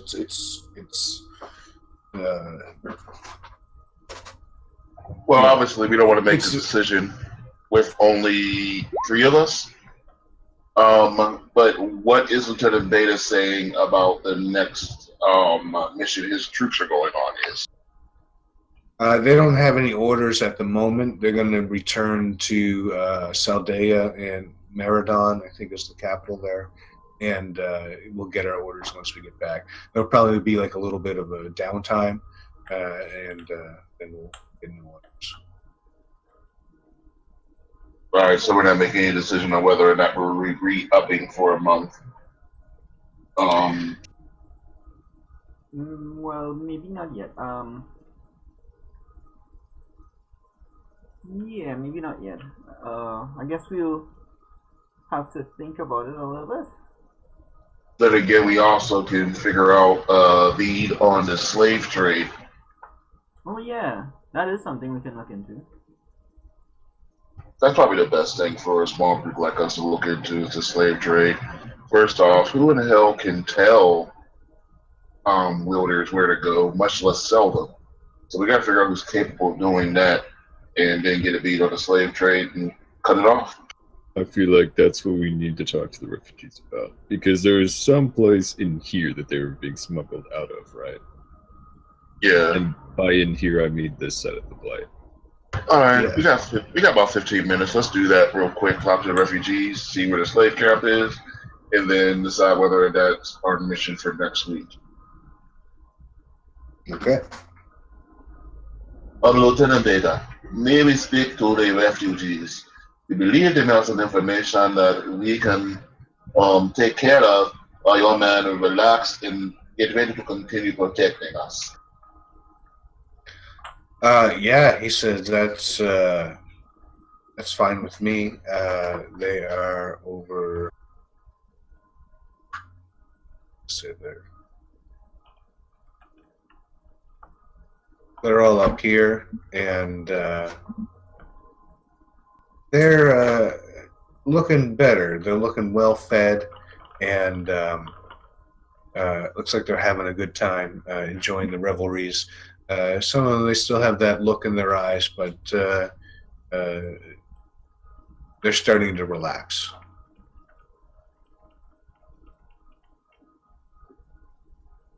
Oh, that's a good sign. We do. The people spoke of slave trades, the honest taking and snatching people. Do you know who is in charge of this trade, how we can find them, and how we can stop them? We don't know a whole lot. We just know what we've overheard. The male dwarf steps up and he says, my name is Viri, and I was a servant in one of the Lord's homes, and I picked up a little bit from what was going on. And a half elf comes up and he says, "Yeah, I know a little bit too." He seems to be more of an erudite sort of gentleman. And then there's the alchemist, who's again seems to be the de facto leader of the group. Please, tell us what you know. Well, he says, I know that, like I said before, there's a market for channelers in the West, and they don't want one power people, they don't want men. And the male dwarf, Viri, steps up and he says, yeah, there's shipments of men and women being taken into the Blight. I'm surprised taking men who can channel is pretty risky. And a lot of the people at the manor were saying how they were making fun of the people there because they were all kind of yokels, and everything that they were drinking was some sort of berry. They were, and their whole village was based around harvesting these berries, and they had different ales were berry flavored, and pies and food and stuff like that. It was they were just kind of making fun of it. It was all good, but they were making, and they would go in and intimidate the people and stuff like that.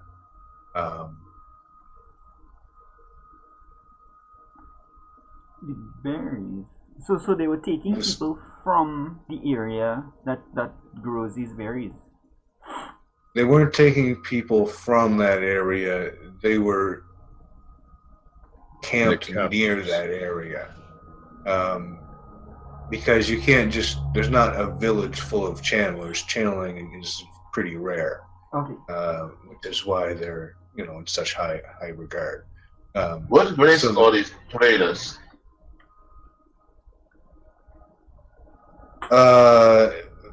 It looked like there were different traders. They weren't all just coming from one spot, but the one that I noticed looked like it was Hobgoblin.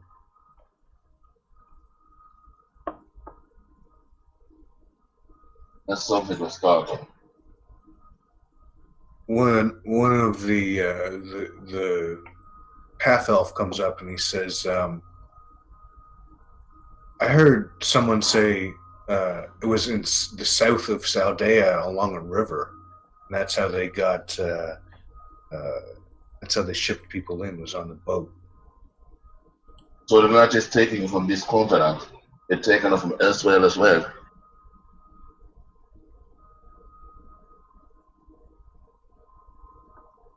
Well, I mean, I guess, I don't know. There's so many different ones. They come from all over. Yeah, that's true. But they started slowing down, and a lot of them seem to be going somewhere else, probably over west, like saying the market opened up. When is the next shipment of captured ones though? Oh, I have no idea. It's not a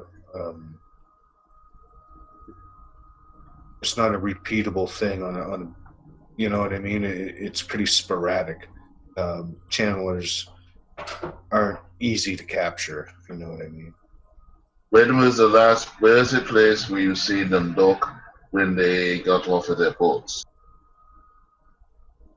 I didn't see them dock anywhere. This is just what I heard from some of the traders. We've been in the Blight the whole time as servants, so we don't. This is what we heard. Where's the closest place I should be likely to run into their trade route?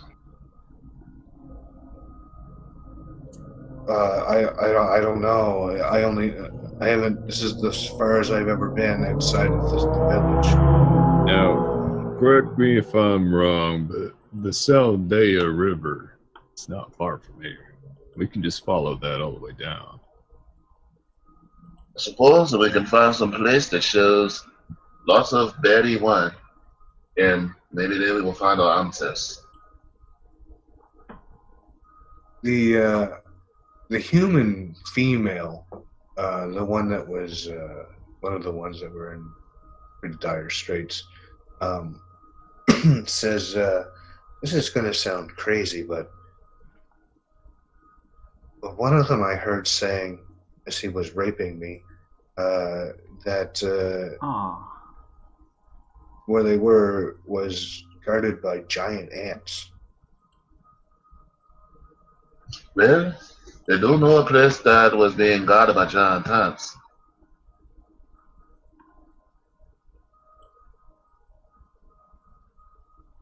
Oh, that place we can't remember the name of. That place also had orcs and hobgoblins. Yeah. Sounds like we know where to go. It looks like, fellas, the guys are going to where it all began. Excellent. Next time on the Third Age.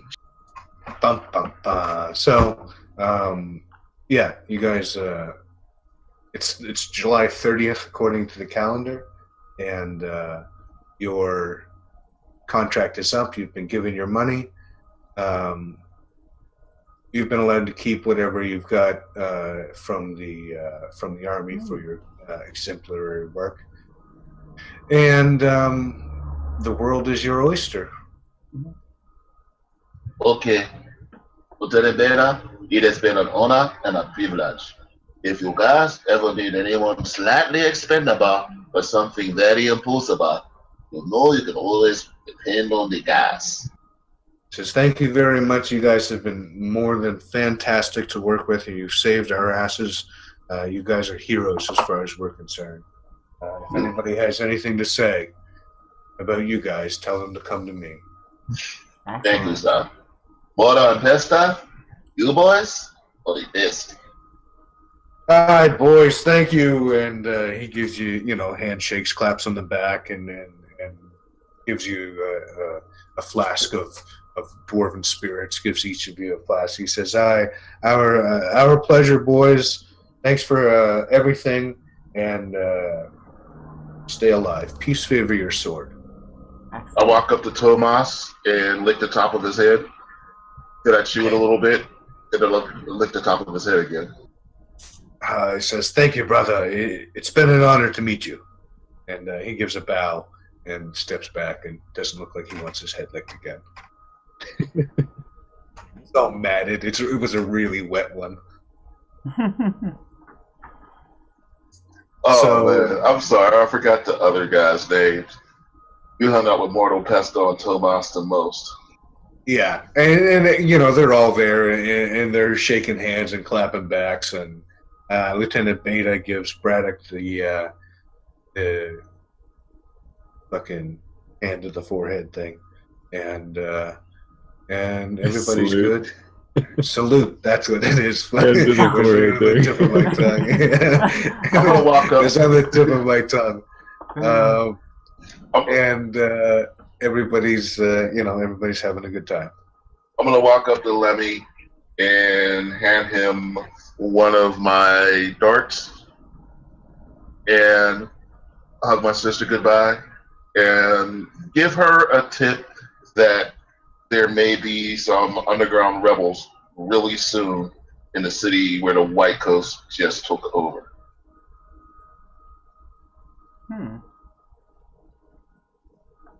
Underground rebels in the city that the White Cloaks just took over? Yeah, I'm thinking that if the White Coast just took over, Saldea, right?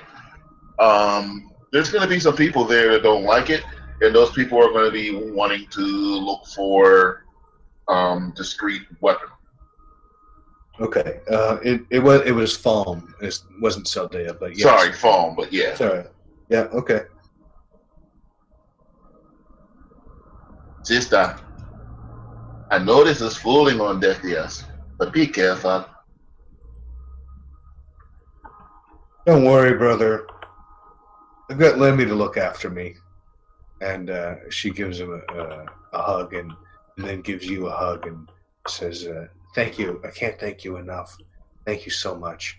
And steps back, and she just says it, just so you can hear. And gives you a punch in the arm that kind of hurts pretty bad, but you try to play it off.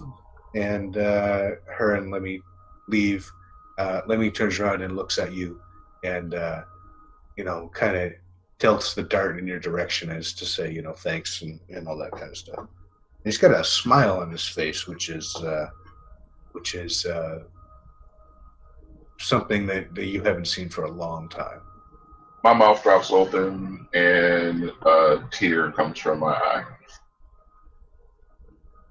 He gives a big guffaw and then snaps his mouth closed and turns back around and just kind of leaves. Well, boys, it is time for a book hunt. Yeah, I'm up for that. Well, all right. A what? Oh, boy, a bug hunt. Oh, okay. Oh, boys, I have a question. I got this from Mother and Pesta. What did the Pink Panther say when he stepped on the giant ant? Mm. Ready? Didant, didant, didant, didant, didant, didant, didant. All right. All right. Are we calling it there? Yeah, we can. I think you said there, but okay. Yes, I'm calling it there. Yeah. Okay, that's it. Good game, and technically no fighting, but you guys pulled it off pretty. And I don't know, man. We were fighting the elements pretty fucking bad. well, yeah, that's true. That's true. So yeah, that's good, and we will pick it up. I guess wherever you guys are gonna go. Excellent. Sounds good. Oh no, we're going to fight some fucking ants. Yeah. I think we can take another swing at those guys. Yes. Well, something to think about also is that you wiped that place out as far as the guards in front, Yeah. so you don't know what to expect this time. Nope. If you took them out, then chances are they've come back bigger. Yeah. Probably. But we're also bigger. Well, that's true. So I mean, it's not going to be a couple of hobgoblins. I mean, that's what I'm saying. But I'm sure you guys probably figured that out. Okay. Good game, and I will see everybody tomorrow night. Excellent. All right.